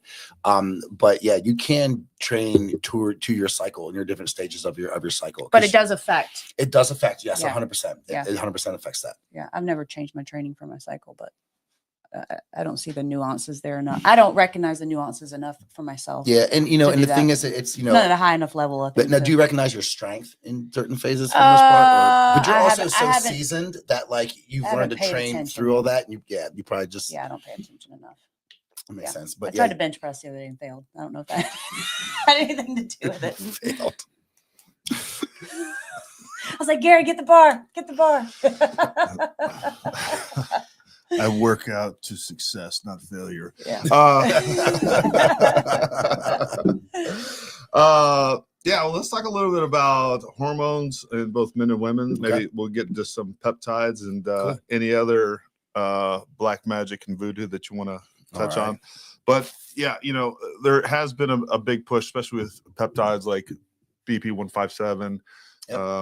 And many other ones that obviously the other problem that we'll run into that I've seen many times over that you know, the FDA finds something, they see something that's being effective, and then they go out and you know, immediately ban it. And so that your only option are some of these other pharmaceutical derived solutions that are often worse than whatever benefits that they're telling you they're going to give you. So talk a little bit about maybe some peptides or some hormones or however you want to start that discussion. So I guess we can kind of dive into the peptide side. And you know, so there's 4 main peptides that I'm a fan of, and there are a lot of peptides out there, literally thousands. And you know, so the 4 that I believe in, just like you mentioned, you have BPC 157 that we can kind of talk about first, and that's like your body protection compound, which is what BPC stands for, and that's a really powerful healing peptide, and that deals with a lot of like soft tissue damage, works with gut lining, even like brain to an extent, ligaments. So it's a really good, like if you have, say, a torn tendon, you have maybe, a torn ligament or, some type of injury like that. BPC 157 is a wonder peptide, and it really expedites the healing process. And BPC 157 is, it works systemically and locally. So like, say like you tore your forearm, right? And you can take it site specific to your forearm. You can also take it sub-Q'd your body fat. It's still going to find the infected area and work. So BPC 157 is huge. And it's probably honestly the most talked about peptide I think that's out there, because you hear it, talked about all the time. But a lot of people, when you ask them, you're like, all right, what are you taking for? Like, oh, I'm hurt.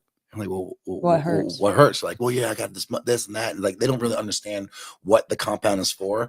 So like when it comes to peptides, like, and I tell people this all the time, like, make sure if you're going to take something, like research it, know what it is, like know what you're putting in your body. Right. Sure. And it's a safe peptide. Like peptides are really safe, but you want to make sure you know what you're taking and why you're taking it. Is BP 157, is that a naturally occurring peptide in the body that you're replacing as you ate, that goes down as you age? You have a slight BPC in 157, but like for the most part, like you if you're gonna need, you need from a peptide. Like you need to be able to take that as a supplementation. Now, is that something you take to address an injury and then you stop, or is it something you sustain over time? BPC 157, and we'll even get into like TV 500. You probably heard of too, which when you stack those, we'll talk about that here too. When you stack those together, they're amazing. But you can take those for a duration, or for the most part, you can take them while you're injured. Once you're done, your injury's healed and you're good to go, you can take off of that. It's not something you have to take and stay on. Is there benefits for preventative maintenance and things like that? There is a little bit of benefits for preventative maintenance with that, but there's also a lot of good benefits in running BPC 157 over a period of time. If you have, like, say, autoimmune disease, or you have some type of issue like that, it does kind of help a little bit. And with women, with BPC 157, you'll actually see them get a lot of like, you can fix a lot of gut issues with that, which is pretty crazy. And even with, you know, men too, they have like leaky gut and a few other things that can really help with your gut, which is crazy because, you know, a lot of people have gut issues and they don't even know it. You know, because a lot of people, like, if you're not partitioning your food, which we'll talk about another peptide here in a second that helps with that, you're just spinning your wheels, you're not doing anything. Now TB 500, which we'll kind of talk about, that's very good and very synergistic with BPC 157, is thymosin beta 5 is what it is. And what TB 500 is, it's more of like it works more with like muscle fibers, looks a little bit more like your joints a little bit. So when you pair that with BPC 157, like I'm getting ready to have, you know, my shoulder done on Monday, and I already have BPC 157 and TB 500 lined up, ready to go, because I'll be utilizing that while I'm healing.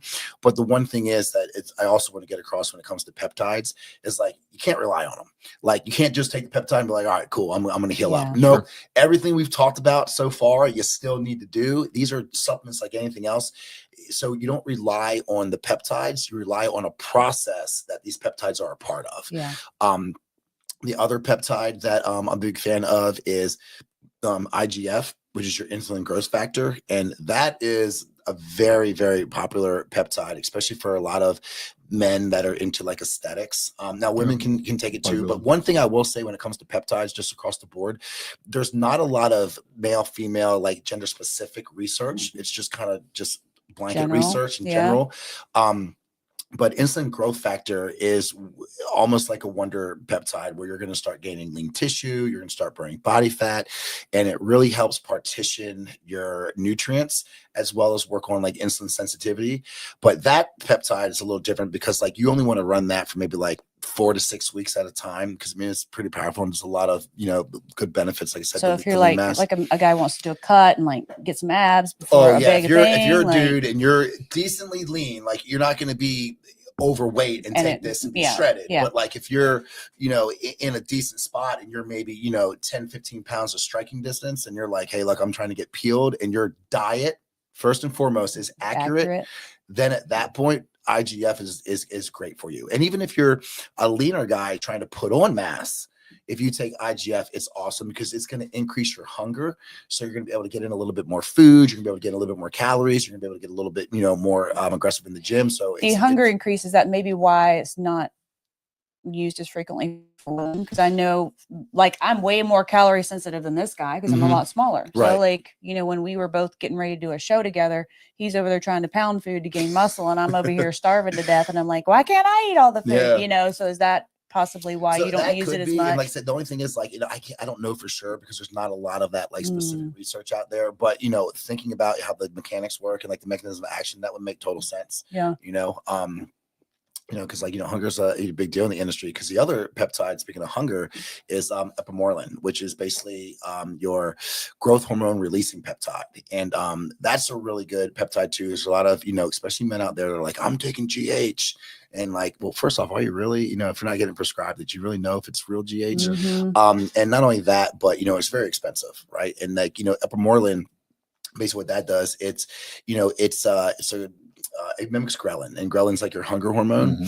And, you know, what it does is it stimulates your body to produce more of the natural growth hormone that you already have. Because even though we have growth hormone in our systems, we're not utilizing all of it, right? So like when you take like epimorelin, which is again another peptide, that right there helps promote and stimulate a lot more of your natural growth hormone production, which is amazing. But the good thing is there's really no side effects to it. So you're not getting a lot of these nasty side effects that you can get when you're taking like, you know, say like growth hormone, like not crazy side effects, but like you're going to get a lot of water. Like, you know, you're going to, depending on like how much you're taking, like your hands are going to cramp, like you're going to get a little swollen, like just a lot of different side effects there. And epimorelin doesn't really do that. And where I was going before, the other thing is it also helps with hunger a little bit, and it's really good for sleep and metabolism. It has a lot of healing properties. So like with like BPC 157 and TB 500, it'll kind of do some of the same things that does, not to an extent. But this is kind of like out of the four, it's like the Mac Daddy of all of them, because it kind of does all of what those do, because it's the insulin, or not insulin, but it's a growth hormone mimicker. Interesting. Anne asks, can't you just get your peptides in meat?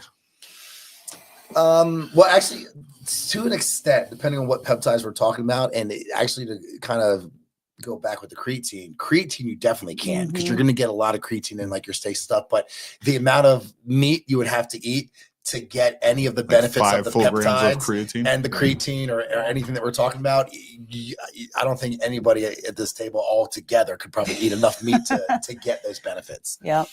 Well, I remember what I was thinking about earlier. You had a great post the other day about, men after you're 40. I think there's too many men that give up. They're like, hey, I'm just accepting this as the norm. And women, people like this is the norm. Like I wouldn't get any benefits even if I went and worked out now. Like I'm older now, and I think we're giving up way too soon. Way too soon. As a matter of fact, I don't think there's any point in ever giving up. Like there's people out there that are exercising and being very productive in their 80s and 90s and beyond. So, I think that understanding what you're actually capable of in your 40s and your 50s and your 60s, like there's some pretty inspirational stories out there. And I think like the other thing too is like, man, if you are reasonably healthy and you're not taking advantage of that, because there's lots of guys, and again, I know lots of guys, like we know people that like they're missing limbs, like they're in wheelchairs. They can't do this. They can't do any of those things, and you're just taking all those things for granted. That's one thing that I constantly think about. Me, yeah. I constantly think about like friends that I have that are just like shattered, their spines are wrecked, or hips are blown out, or they have all these cumulative injuries that for whatever reason I didn't have to experience those things, in combat, or people that out there working, like there's people that have been in car wrecks and work related, like, so if you have a reasonable amount of health, like take advantage of that. And because you're going to live longer, you're going to feel better, you're going to be more productive, you're going to be a better person for your family and other people that depend on you. Don't take it for granted. It's a really good point. It's a very valid point. Yeah. A lot of people do take it for granted. They're like, oh, do tomorrow. Some people don't have that tomorrow. I think the other thing I see in women, I won't really speak for men, but women as we age and over 40 and things like that. No woman should speak for a man.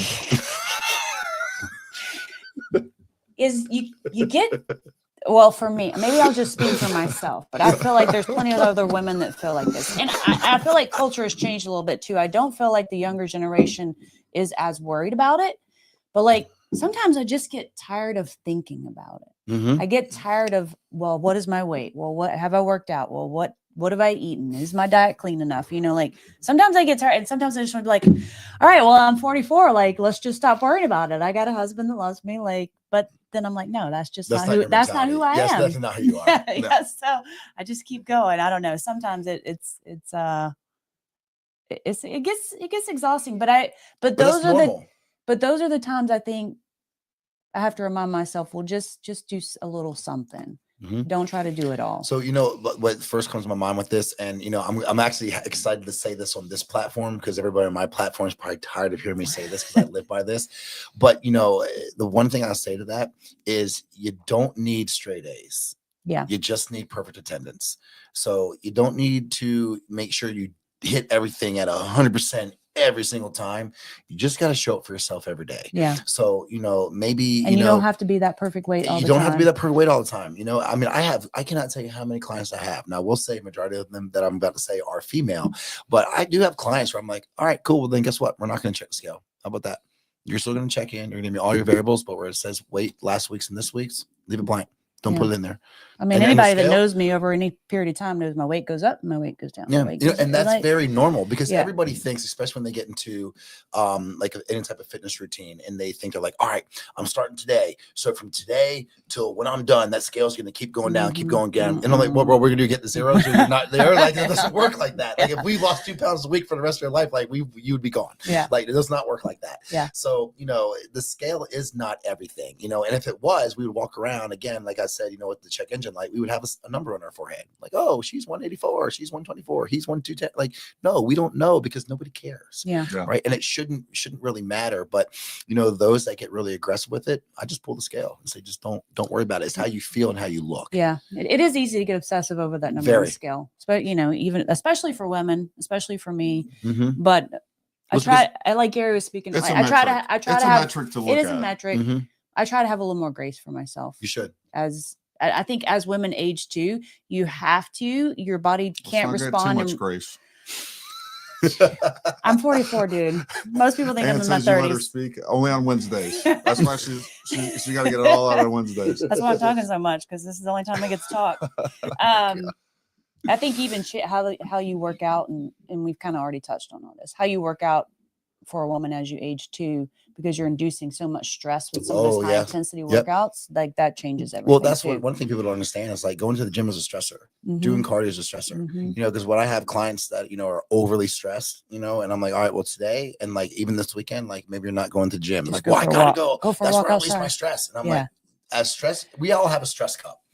And in this stress cup, we can only take in so much. And, you know, you have emotional stress, you have, you know, physical stress, you have all types of stress. And when you just keep adding to that cup, eventually, just like anything else, if you're pouring water in, it's going to overflow.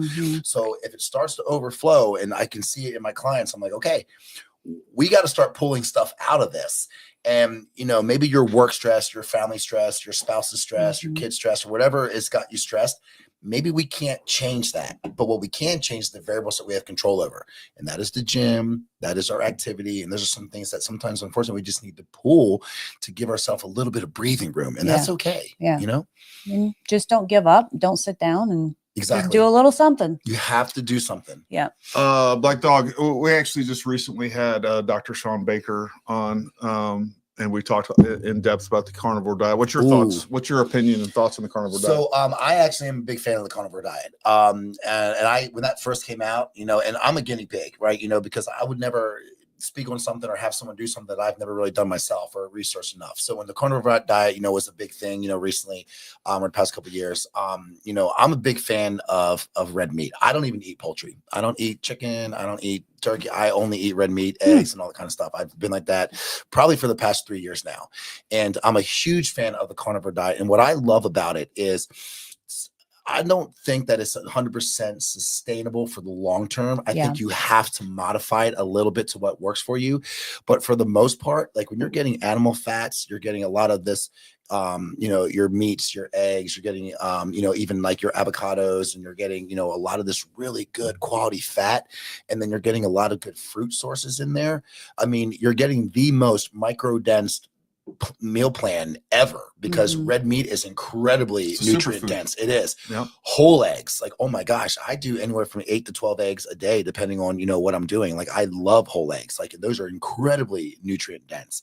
And then when you're dealing with fruits, oh my gosh, like you're getting some of the most, again, nutrient dense, you know, nutrition that's out there. And they're enjoyable. And that's the other thing, is it's enjoyable. And the one thing that I actually love about the carnivore diet is no matter where you go, you really can't mess it up, because you can get protein and fruit anywhere. And if you're like, well, I don't know where I'm going to go to get that. Well, I mean, just like you pull off the side of the road to stop and go to McDonald's or Burger King or Wendy's or whatever. I don't even eat that stuff. I don't even know what's out there. But like at the end of the day, like, could you not just stop and go into the grocery store and get a rotisserie chicken get some type of meat, get some type of fruit? Like you can get that almost anywhere. You go to a restaurant, you can definitely get steak. You can definitely get, you know, chicken. You can definitely get a lot of the meats. You know, fruit, like, you know, maybe not so much, but you get some vegetables with that a little bit, which I know some of the carnivore diets, like, you know, an anti-vegetable, which I get, but also, again, you have to modify it a little bit to be sustainable. But I have seen with not just my clients, but with myself, like joint aches go down, brain fog goes away, your performance goes up, like you feel better, like your bloat goes down, distension drops. So the carnivore diet, huge fan. And to be very transparent here, the carnivore diet, when I started to try that, that is what got me to just strictly eat red meat. Like after that, that's the one thing that I kept. Now I've added in a lot of things. Like I'm big on sweet potatoes. I'm big on like jasmine rice, and some people will battle, you know, that or whatever. But, you know, at the end of the day, it's what works for you. Right. And you don't have to be like, well, I'm a carnivore. Well, Yeah, we kind of all are, but like you can modify it to what works for you, but stick to the basics, stick to the meat, stick to the fruit.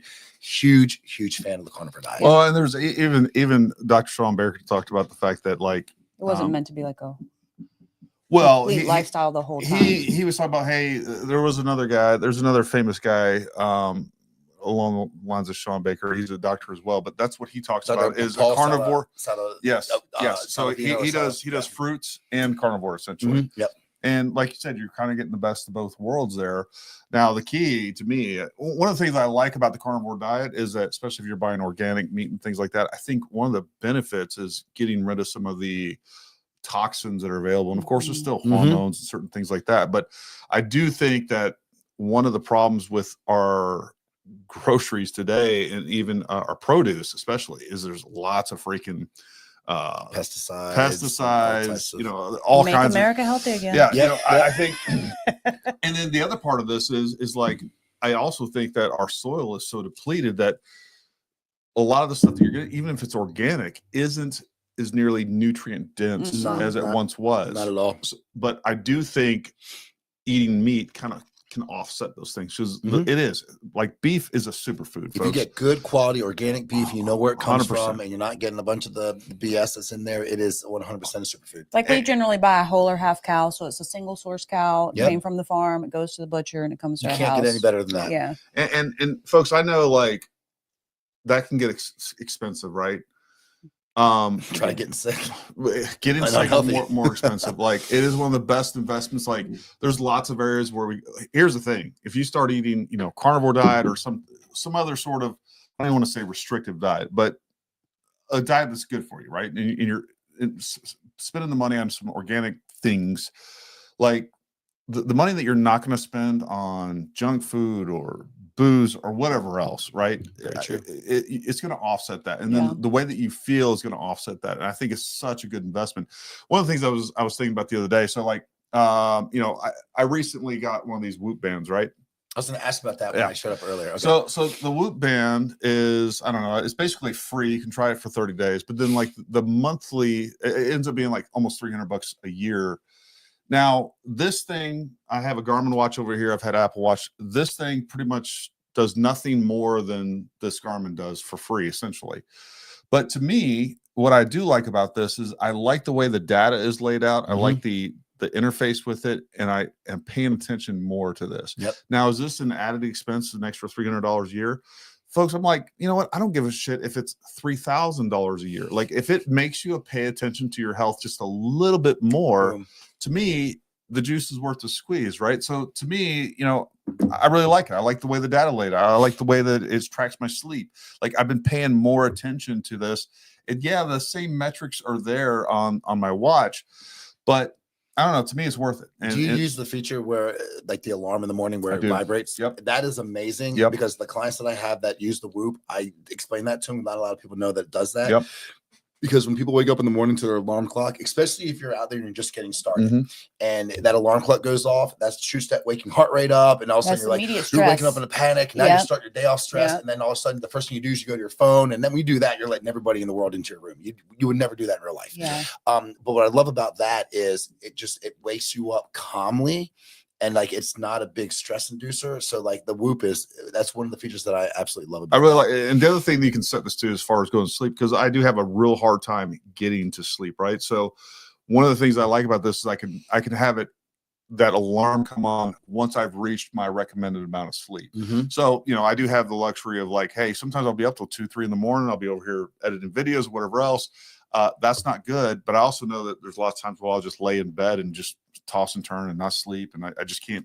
I have this thing where like I lay down, I can be exhausted. I lay down and I get an adrenaline butt. I get an adrenaline dump and my brain doesn't. So like, it's just one of those things that I've quit trying to fight and I've been working with it. And I've been getting to bed a lot earlier.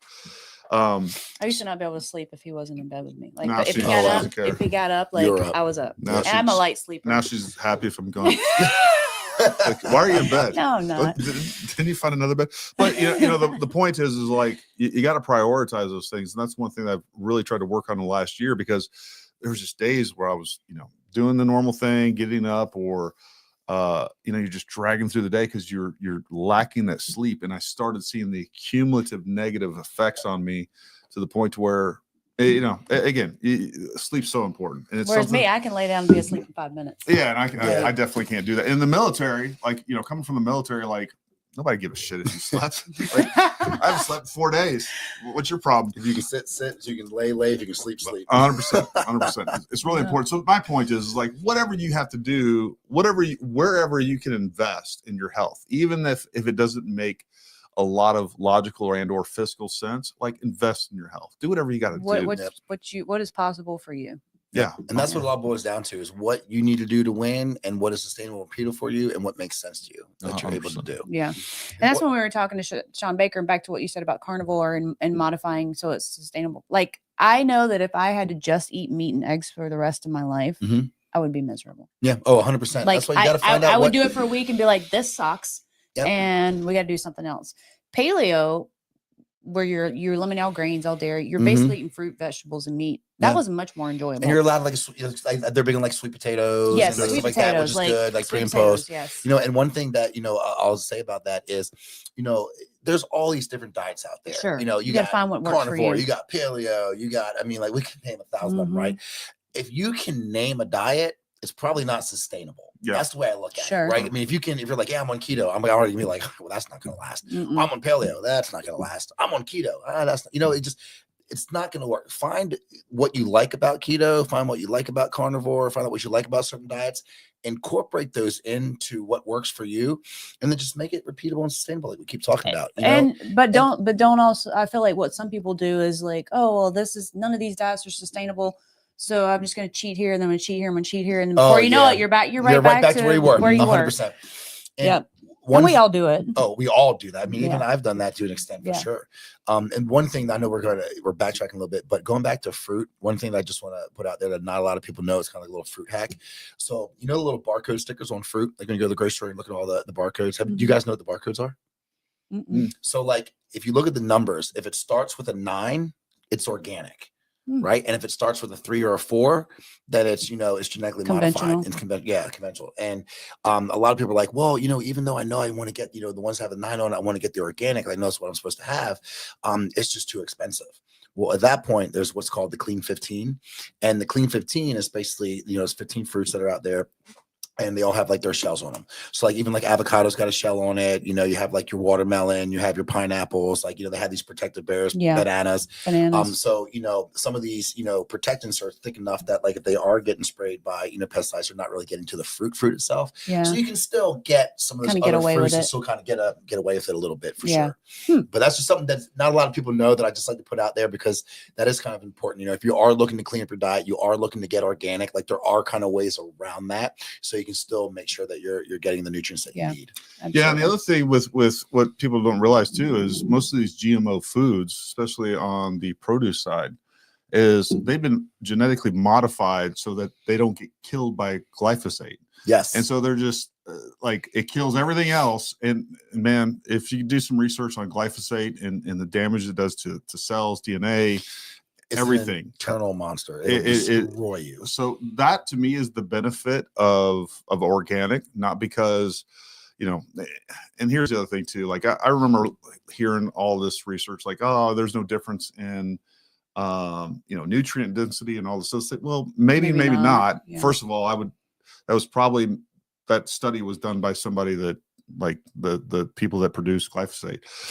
more than likely. But on top of that, it's not necessarily because it's necessarily more nutrient dense or whatever else. It's because we want to try to stay away from some of these pesticides and herbicides and things like that. And those are the things that we know about, and we learn more about all the stuff that they're doing and more chemicals and genetic modifications and, and you can even get into like the conspiracy where I hear, I've heard conspiracy theories, which I wouldn't put it past. Like, I believe anything anymore. Like where they're talking about putting like mRNA stuff into food. Like you never know, like stuff that I thought was absolutely nuts not too long ago. I think it's fact now. So you never know. The point is like, don't trust the experts, do your research. Yes. And try to make the best decisions you can. And another thing one of the things that I've tended to do, but it does help. And we're going back to all the different diets, right? Fact is like almost all those diets work to some degree. Yes, I will agree with that. They have their place. Yeah. And I don't give a shit if it's like, you know what, you do the carnivore diet for a little while, like, no, this isn't, or I'm tired of it. And then you jump over to the keto diet or whatever it is, man. Just keep on keeping on. Like what you don't want to do is just fall into that, which we all have, that rut of every day is a cheat day. Like, I don't give a shit anymore. Like anything that helps you to be a little bit more health conscious, to be a little more diet conscious, that helps you take care of yourself. Like, do it, whether it's, you know, restricting calories, restricting some carbs, all those things. And, you know, I was thinking, so, you know, we were just in Texas and of course it was like ice cream every night and Bluebell ice cream, you know, that, you know, so good, moms wanting to make food and, like, you know, I got family members over there making desserts and like, so you're just like, blah, blah, blah. But, you know, and then we got back, we stopped at, the boys were hungry and it's like in the middle of the night. So we stopped at Sheetz to get something to eat. Right. It's the only thing open. But I'm like walking by, I'm walking by the freaking donut thing in Sheetz. It looks like shit. I'm like, man, a donut would be like, I don't ever want a donut. I definitely not at Sheetz, right? Like, it's been, I'm like, I know that thing's been there a good 18 hours. But the point is like, and then I was craving something sweet, and it's crazy how addicting sugar is. And I also think that food is modified and specifically formulated to be more addicting. And the junkier the food, the more addicting it is. And so like, even when you're getting some of these diets and you're just kind of peeling off some of those other things, there's huge benefits. And one thing, like you talked about too, like I'm a big believer in fasting. For a long time, there are couple months I was fasting at least one day a week, and then I did a couple of then I did a couple of 72-hour fasts. I did it twice. Oh dude, I love that. And like, you feel the only thing that was hard for me is that first 24 hours. After that, it gets pretty easy. But I remember driving to the gym completely fasted, and I just hit my 72-hour mark, and like, you feel euphoric. Thank God you said that, because that's where a lot of people don't believe me when I say that, and I'm like, you're not going to get there until you get there. Like, but when you get there, it's just like, it just hits you and you're like, oh my gosh, I don't even know if I want to break this right now. 100%. Because you get such clarity. And like, if you're a spiritual person, like, you get such a spiritual thing with it. Like, fasting is amazing. Like, I am huge on fasting. Huge. Well, and you know, you kind of touched on it a little bit too. Like, a lot of people believe, and even going back, it's funny, these trends that we see in bodybuilding and fitness and health and things like that. Remember, like, the big thing was always like, you got to eat every 2 hours. You got to eat every 2 hours. You got to have like 60 grams of protein every 4 hours, or whatever it was. Like, or your metabolism is going to slow down. And so that is another thing that's kind of been ingrained into us, to where it's like, oh, well, I'm training, or I'm working out, or I'm just trying to stay fit and maintain some body mass. Like, one of the things that you touched on, again, I don't remember if it was tonight or I think it was actually on one of the shorts you put out. Like, you're not going to lose body mass, good body mass, because you're fasting. Yep, I put that reel out yesterday. And it was the 3 top myths that everybody lives by with fasting. And the first myth is, if I fast, I'm going to lose all my muscle.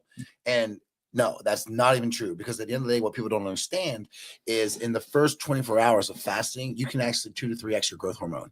And it is amazing. And that's going to protect a lot of lean mass, because now, I will say this though, there is some truth to losing mass when you're fasting, but that's when you're going past like a 5-day mark. Like, you can do a 72-hour fast and not lose any size at all. You can drop a little water, you can drop some body fat, but to me, those are benefits, right? You're going to keep your muscle. And honestly, when you get off a fast like that, you're going to appear a little bit more muscular, a little bit bigger, because you've kind of etched yourself out a little bit. But, you know, a 72-hour, even like, you know, even a 4-day, like, you're good, especially if you do it right? You maybe get a little bone broth in, like, you're getting your electrolytes in, you get your water in, you're getting your sleep in, you're doing the things you need to do. You're not going to drop your muscle mass. You're actually going to increase, like I said, your growth hormone, and that's going to exponentiate everything that you're doing. Well, you know, and it's funny how we play these games with our minds. Like, you know, there's some people over there that are overweight. Like, no, bro, I can't fast. I don't want to lose muscle mass. You know, that's what I mean. It's just dumb shit like that. Like, even when I'm not in shape, and I'm definitely not now, like, oh, bro, I don't want to fast because might lose my muscle mass. Like, you fat ass, you ain't gonna lose the muscle mass. Well, that's the thing, you know, because guys always want every guy wants to bulk, no matter what their composition is. So I got to put tissue on it. I'm like, bro, first off, your body is not sensitive enough to do that. You're putting plenty of tissue on right now. Plenty of tissue, bro. Like, the first thing we're gonna do is we're gonna rip you down because you know it's almost like a slingshot effect here. And when you got some body fat, you're definitely not insulin sensitive. Right. So at the end of the day, like, you want to rip that body fat down as far as you can. I like to get guys down. If you work with me, I bring you down about 10 to 12% body fat. Like, and you're lean, like you're lean. And at that point, I'm going to let go of that slingshot. I'm going to start giving you calories. We're going to start changing a few things up, and then we're going to start chasing tissue.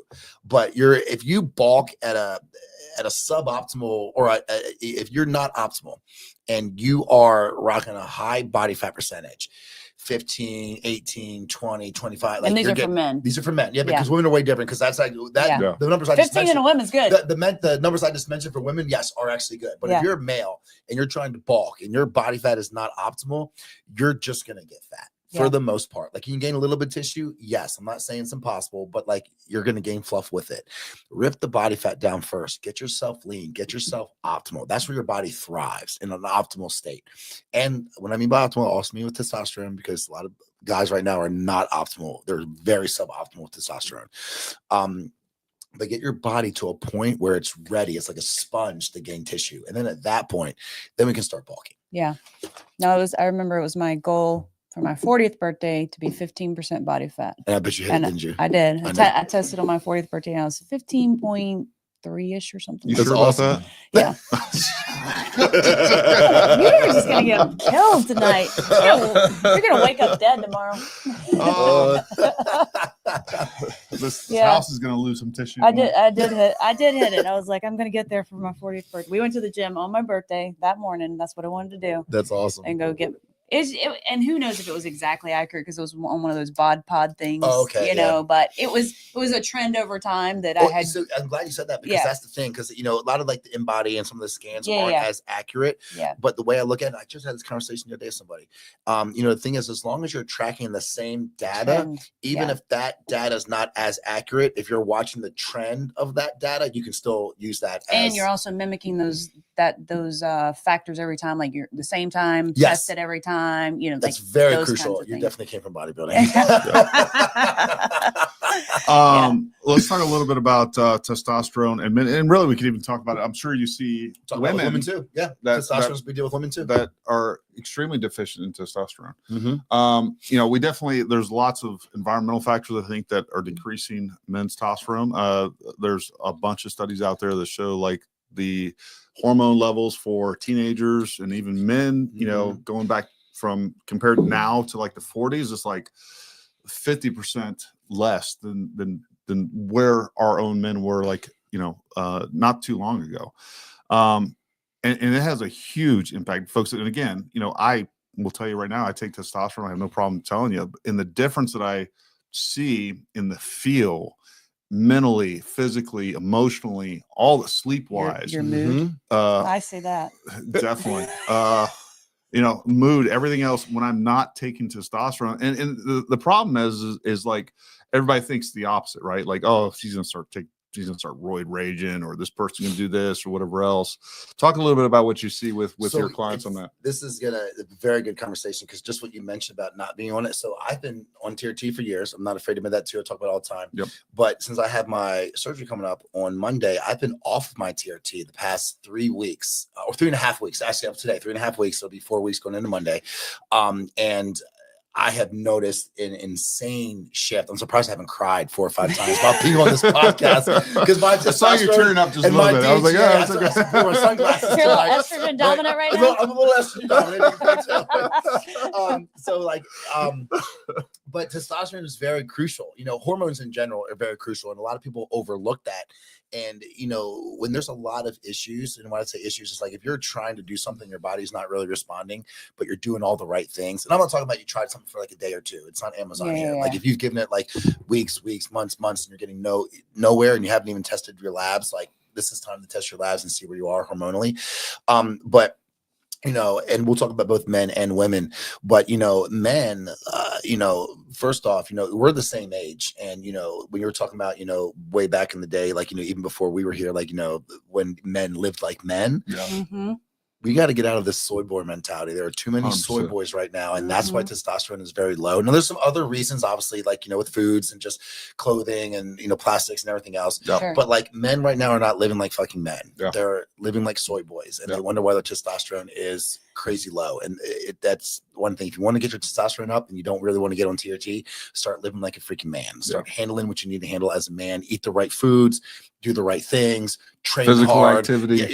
Train hard, sunlight, vitamin D, sleep, vitamin D, like do the right thing. Like start Stop getting hiding in your confidence, mom's start hiding in your mom's basement, all that kind of stuff. Playing video games.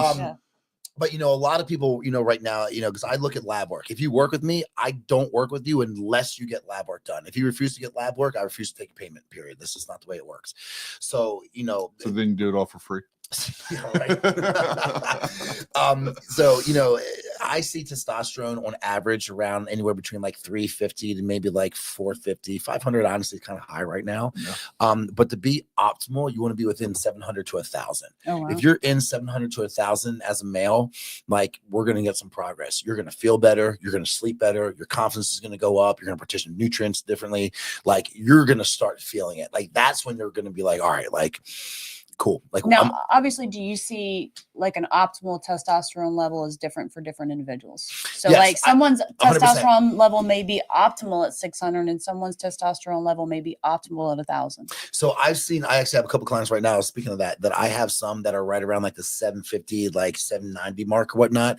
And I mean, they're getting great progress. They're dropping body fat. They're gaining tissue. You know, they're starting to see a lot of the benefits of getting, you know, the testosterone up. But then I have some gentlemen that I've worked with where I don't really see much movement in a positive direction until we're crossing that 800, 900 mark, you know? And it just depends, you know, age plays a factor, like your lifestyle plays a factor. And obviously, you know, in working with these individuals, I'm trying to get everybody to that same level. But yeah, testosterone, you know, again, optimal is within that 300 range, you know, 700 to 1,000, but not everybody has to be like, all right, well then I'm getting to 1,000. It doesn't have to be like that for every single individual. You just at least want to be where your optimal mark is within that range. Now, is there a threshold there where you can see it starts to become more of a negative than a positive? Yes. So there's a top level there. And I had one gentleman recently. I've had two, actually, one last year, one this year, getting on TRT, where sometimes when they get pushed a little over like an optimal threshold for them, I had one that was around the 800 mark, and I had one that actually got pushed up to around like 1,150. That was really high for him. But you do get a lot of negatives at that point because you're getting you're getting anxious. You're having a hard time sleeping, you're overzealous, like you're getting a lot of these negative benefits at that point. That starts to affect programming. It can affect blood pressure, which is not a good thing. So there is a point where testosterone can be too high for an individual. And then you start seeing negative effects on it. So that's why, like, you know, the good thing is like, that's where lab work comes into play. Like you want to make sure that once you get your labs done and you start getting on like any type of supplementation, even, you know, for females getting on any type of supplementation to bring their hormones up, you want to make sure you're testing for it. You want to make sure you know where your numbers are, because it's not a guessing game. If you just guess, like, I mean, well, good luck. Like, how do you know? So getting your labs done and staying up with those so you know where your numbers are is huge. It's crazy important. And that's why, you know, you can get labs done to make sure that you're not going too far over. Like, oh my gosh, I feel like I'm having a headache. I can't sleep. My blood pressure's insane, this and that. And then you get tested. You're like, oh shit. Well, okay, we were at like 1150. For you, that might be crazy high. So why don't we bring TRT dose down slightly to kind of see where you are, bring it down a little bit in about 5 to 6 weeks, test again. Symptoms are a little bit better. You're starting to feel a little bit better. And then at that point, we're like, okay, well, we just rechecked and now we're at like the, you know, 850, 870 mark, wherever we may be. And like, you feel good. Cool. We're going to keep your dose here. We're going to keep everything that we're doing here. This is going to be your number. We don't want to go any higher than this. And some men are going to be more sensitive to converting the testosterone to estrogen and have the negative side effects that go with that too. 100%. Because you have the aromatization. And, you know, and I have some men that, you know, or will take an anti-estrogen. I have some that don't. You know, I like to recommend that, you know, you do low dose it, even if you don't necessarily feel like you need it, just because you want to at least prevent that. But, you know, one thing is, when you have like some of those issues, you'll notice like your nipples will get a little sensitive. You start seeing a little bit more water weight. You start seeing that estrogen dominance come up a little bit. And then at that point, you definitely want to put in, that anti-estrogen. So again, that really is, is specific to the individual too, because not everybody needs it. Yeah. A majority will, but not everybody really needs it, because not everybody's so sensitive to testosterone. Yeah. When it comes to women's hormones, I think, especially young women and women throughout their lifetime, don't realize what an effect hormonal birth control has. Oh my gosh. Like, I realized it for the first time when he would deploy and I would just completely go off the birth control pill, no hormonal birth control. And like, everything about my workouts felt better. My body composition was better. When you were like, off when I was off it. Yes. Okay. I just felt like cleaner. Everything worked better. And then you come home and go back on it. And then, probably TMI, or maybe you guys care or not, but like a few years ago, I went to a non-hormonal birth control method, and like it took about a 6 Called month abstinence. It took about 6 months to kind of clear my system, and like all of a sudden things were clicking in my body, and all going back to working out and not seeing any progress, or dieting and not seeing any progress. And then all of a sudden things just clicked and things started working really, really well. And that's one of the things that I do. And that's why I asked that in my questionnaire, like I mentioned earlier, because I want to know, because I'm very honest when I get a female that's on birth control, especially a younger female, and, they're like, oh, I'm on birth control. I'm like, all right, well, just so these are negatives with being on that, with progress and just like everything that we're doing. And I try to get anyone that's on birth control off of it. And, because the one thing that, really kind of sucks with the birth control is, women in general have this, this thing where, they are constantly pushing to be lean, and the cardio and like bringing food down. And 99% of the time when I get a female that comes in, I'm like, God dang, I'm like, calories are like, you're running like a bird. I mean, you're running like a horse and you're eating like a bird. Yeah. And you're on birth control. And I'm like, and you're wondering why you look like this and you act like, oh my gosh, this is such a cocktail for disaster. So what we need to do is we need to have the conversation to get off birth control. We need to have the hormonal birth control. Exactly. We need to also have the conversation to pull this cardio down that you've been doing chronically. And we also need to start the conversation about what's going to happen when we start pushing food up. And the one thing is, with that hormonal birth control, it just governs progesterone to a point where it is just so low. Obviously, you can't conceive, right? But you also can't really progress in anything else that you're doing, because you don't have the main daily driver of hormones that you need. And when it comes to progesterone, just, in case anyone's interested, like optimal is around like 16. You want to be around 16, but if you're on hormonal birth control, you're going to be probably like 0.3. Very, very low, to the point where it's tanked. And, once you get, your birth control, when you get your birth control to optimal level, when you get your hormones to an optimal level, that's where you start progressing. And in order to do that, what a lot of women just don't like to hear is you got to feed up. You got to get those calories up, especially fats, because fats are very good for hormones. Like, not a lot of people, know that. Not a lot of people want to hear that. Like, well, I get fats. I'm going to get fat. I'm like, well, if you eat like an asshole, you're going to get fat. If you eat carbs and no fats and still get fat as I mean, if you eat accurate nutrition, you're going to be fine. You got to bring these numbers up, but you have to have, food to support bringing hormones to a do you do that in an incremental way? So like go up 250, 300 calories, sustain that for a little while, and then go up again. I'm a very big fan of just making sure that when I walk calories up with individuals, it is very methodical and it's very strategic. I'm just not going to throw calories at you like a fire hose, freak out. Because one, they're going to freak out. And if you don't believe what we're doing is working, it's not going to work. Yeah. I don't care. She's going to quit. It's not going to work. Yeah. So you have to be very careful when you do that. And, the one thing is that's very hard to get across, especially to females, because, I mean, even anyone in our age, for an extent, we've, come from the era where it's like, do more cardio, eat less food, push harder, don't sleep, all the things that we're like not supposed to do. And, when it comes to females, one thing is, as you walk food up, the body's going to start getting healthier, and it's going to start getting happier, and it's going to start responding. So they're going to get leaner and get a better physique off higher foods, but you got to get there, and it's got to be sustainable to walk that up and feel full. Like that's the other thing. Yeah, it's like you're not killing yourself when you're eating meats and fats and and getting away, cutting out some of these carbs.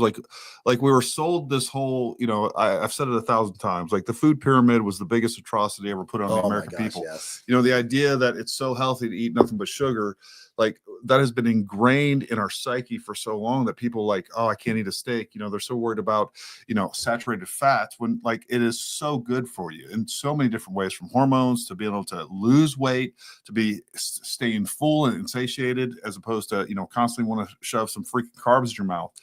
You know, it's nuts. Yeah. Really I'll is. never forget when the first figure competition that I wanted to do. And I was kind of winging it, right? Doing it all myself. And there was a personal trainer at the On Post gym. Okay. And she had offered to like look at nutrition and write up a plan, right? And she had done it for other people, I believe. She came from a powerlifting background though. But anyway, I was like, well, this is what I'm doing. And she came to me with this meal plan written out. And it didn't have any like the macros calculated. Like it was just a meal plan, right? So I calculated the macros and I'm like, the calories were so low. I went to her and I was like, if this is where I'm at now and we're this far out from competition, I'm gonna be in 6, 8 and weeks, that plateau on this, like, where am I going to go from here? Like sub 1,000 calorie? Yeah. And she's like, I was like, and it's not enough protein. And she's like, okay, well, and I was like, look, I'm going to do this extra protein shake here, blah, blah, blah. She's like, okay. Yeah. I ended up winning that competition. That's I awesome. won first place. Yeah. So, you know, it all worked out. But I was like, dude, we can't go here now. Yeah, and that's because we won't have anything where a very to go good in the point future. too. Because, you know, a lot of the, you know, the women that we're speaking of, like, you know, when they come, especially to any coach, you know, not just me, they're like, all right, I want to get shredded. I've been trying to do this for 2 years on my own. I can't get anywhere. But I'm already at 1,200 calories a day. That's the thing. I'm like, all right, well, where are you at? And they're like, all right, well, I'm doing, you know, 45 minutes of the Stairmaster every day. I'm training 7 days a week. You know, this is where my food is. I'm like, this is like 1,100 calories. I'm like, okay, like, God dang, like, this is terrible. Yeah. Right. So, you know, the thing is, you know, when I said when you bring hormones up, you got to feed up, you know, the calories. It's important because once I get your calories up to a certain point, then I can pull from them. I can't pull from them at 1,100 calories, just like you mentioned. Like we'd be at what, like 10 calories by the end of your cut. Like we can't do that, you know. So we need to fix your metabolism there first. Yes, we got to get our metabolism revved up. We got to get food revved up, and then when we're kind of getting to an optimal state, then we can start pulling things and getting progress. Because you know, when you're trying to diet for 2 years and you're in a chronic deficit, that is why, and even if you're not on birth control, if you're dieting for 2 years chronically and you're doing everything that I just mentioned, you're destroying your hormones right there, because not just progesterone, but you have estrogen, right? And you have an estrogen progesterone ratio. And you want to be within a certain marker with these ratios in order to be, you know, optimal, to let the body kind of do what it wants to do. Yeah. And, you know, whether that's lose weight, whether that's gain tissue, I mean, same thing, you know, like we talked about with the males, we're talking about the females, like you got to be optimal with your hormones. And, you know, when you take, and that includes testosterone for females too, like they, you know, have to obviously not testosterone to 700 or 1,000 like males. Numbers are very, very different, but, you know, you do need to have optimal, you know, testosterone as a female too. Yeah. Yeah.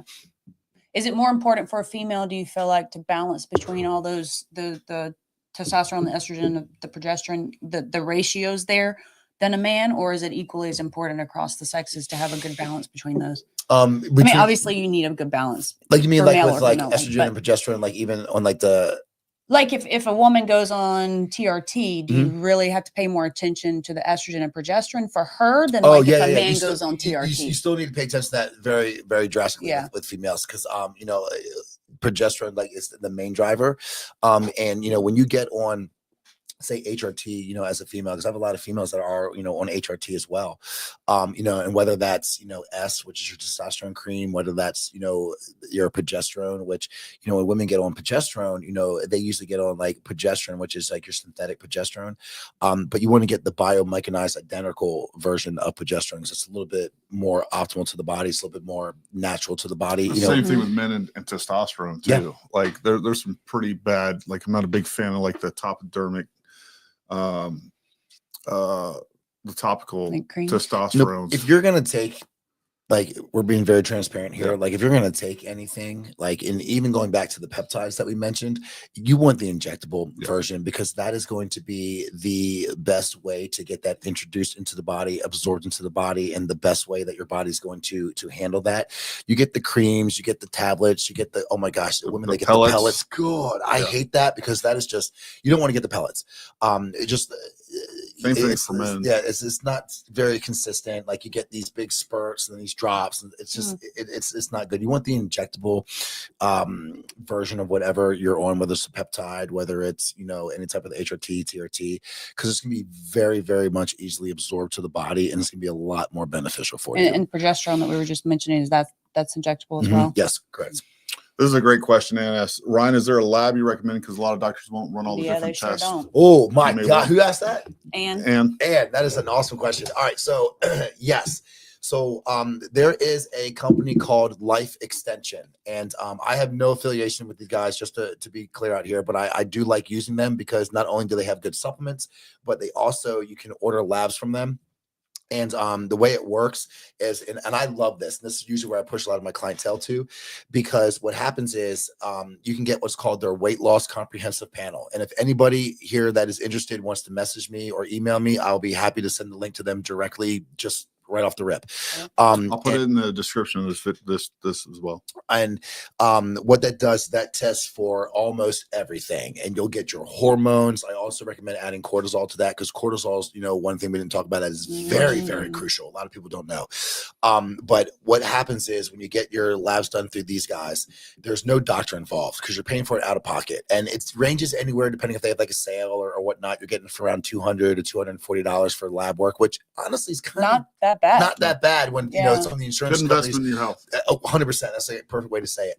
And what they do is they send you a script, and when they send you that script, you get to pick either LabCorp or Quest. You find out which one that you want to go to, or whichever one's local. And I recommend getting all this done fasted first thing in the morning, making sure you're going on about 35 to 40 ounces of water, good sleep. Don't drink alcohol beforehand. Don't do anything wild or crazy. And I also recommend, male and female, taking off from the gym for about 3 to 4 days before you get tested. That way you're not elevating your hormones. You're not, if you're training pretty hard, you're going to have broken down muscle tissue in your bloodstream. That's going to skew labs a little bit. So I recommend for those 3 to 4 days before you get your labs done, just get your steps in, rest, add some sleep, take the rest days like we all need. That's a good time to do it.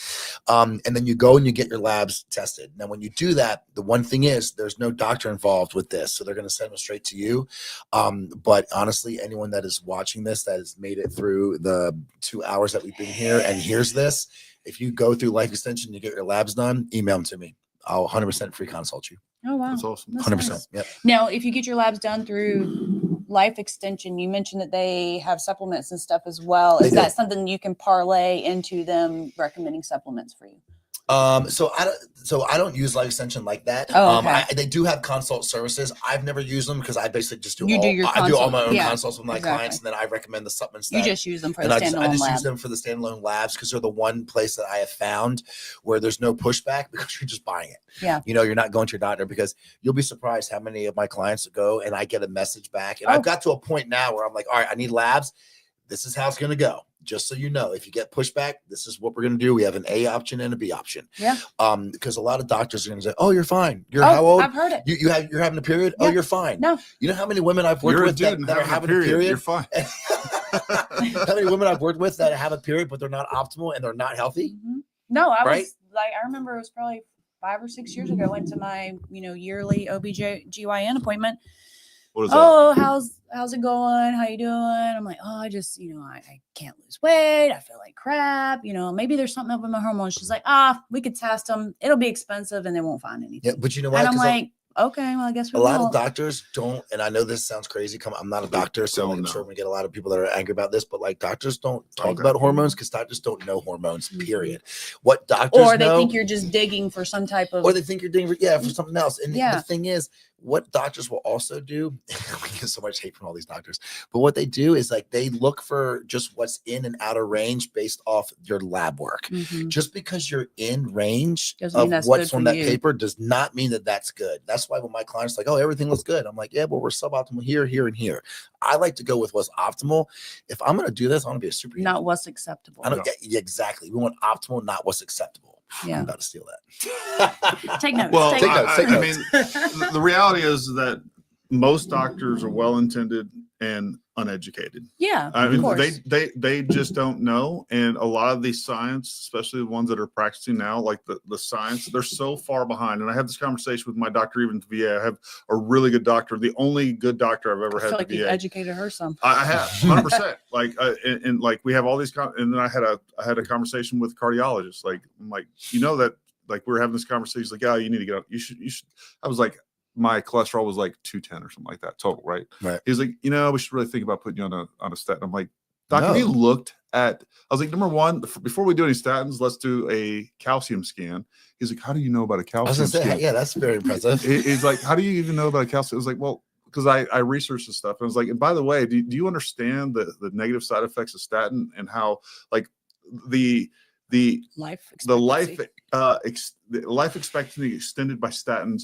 The best study that they've ever been able to produce is like 2 days, literally 2 days. Wow. So you're giving, and who knows, again, it's Pfizer creating that study. So like, of course it is. But actually shortens your life. It's literally the pharmaceutical companies coming up with their own studies saying that what this drug does, and it only produces at best like 2 days that extend your life. You have folks that are such a huge negative side effect. So the fact is that doctors know very little to nothing about nutrition. They know very little to nothing about hormones. They know very little to nothing about, you know, all of these things that we're talking about: exercise, nutrition, diet. Like they're so far behind on the science, and the science they were given was bad science then. Yes. It was these perfectly put. It were these studies that were funded by people with completely compromised interests. Yeah. So there's that. And then now what we're seeing today. So like, you got to be your own advocate. You got to research this stuff. You got to start taking care of yourself. So whether that is changing your diet, changing your exercise, don't listen to your doctor. Like, again, don't listen to your doctor on health, nutrition. Like, they just don't know. And if they don't admit that, and most of them will, by the way. Oh, well, yeah, to an extent, I guess I agree with that. Some of the, you know, I'm sure there's some that disagree, but also like everything that we've said, there's plenty of doctors out there on YouTube and the internet that will say the exact same thing that Ryan has. And the other thing I'll say is, like, you don't know what you don't know. And a lot of people, I'm going to take this back to shooting, right? There's a lot of people that think they know how to shoot because they've been doing it a long time. Many people out there that are watching this now and in the future, there's a lot of you think that you know about diet and nutrition. You've been doing it a long time, and or exercise. I would highly recommend that you go invest in yourself and get with some. I definitely recommend Ryan. But if that's not an option for you, his information is down there. Like, there's these people out there that specialize in this stuff, that do this stuff at a very high level. And go look at some of Ryan's clients, the results that he has with these people. And I'm telling you right now, just like when you come to me and you're like, you know, I've been shooting my whole life, I think I shoot pretty good. And I'm like, I tweak a few little things, like, oh, I didn't even know that. You don't know what you don't know. And exercising, like, most of you, half the stuff that you're doing in the gym, you're doing it with bad form. You're doing it incorrectly. You're sub-optimizing your results. And I'm telling you, go get with Ryan. Like, just go get with Ryan. Get your nutrition on track. Get your health and fitness on track. Like, it will be one of the best investments that you could possibly make for yourself, your family, if you own a business, like, your productivity. It's just the way to go, without a doubt. I mean, and just put it perfectly, doctors want to manage the problem. They don't want to heal it, because as long as they manage it, they can continue to make money off of it. Very, very true. It's not even the doctors. Most of the time, it's the pharmaceutical companies. Yeah, but that's who educates the doctors. That's the thing that people don't understand. Like, most of the stuff that is coming, that doctors are educated with, the information that they're educated with, ultimately comes from these studies that are funded solely by the pharmaceutical companies. All the continuing education that they go to and that is available to them is provided by a lot of Oh, 100%. pharmaceutical And that's the other thing is like, two things I'll say to this is, one, just like, anything else, like, when doctors prescribe these medications to you, they're getting paid for it. Yeah. They're like, yeah, of course I'm going to push these meds to you. Like, I'm getting money in my pocket for referring you to get this something, whether you need it or not, I'm getting paid. Yeah.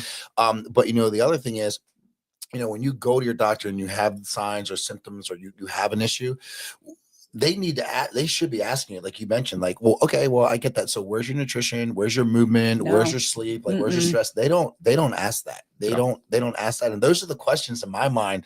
Like when I go to a doctor, like, and they're asking me, I'm like, cause I don't really necessarily believe in modern day medicine. I believe in like emergency medicine. Like if I break an arm, need something to get done immediately. You like physically need to fix something. Need to fix something, fix me. Yeah. But like if I have an issue, like I don't need you to give me medication. I'm going to figure out what I'm going to do to fix the root cause. Yeah. Because what a doctor's going to do compared to like someone that's, say like a, functional, medicine doctor or, someone that's just big into health and fitness and nutrition.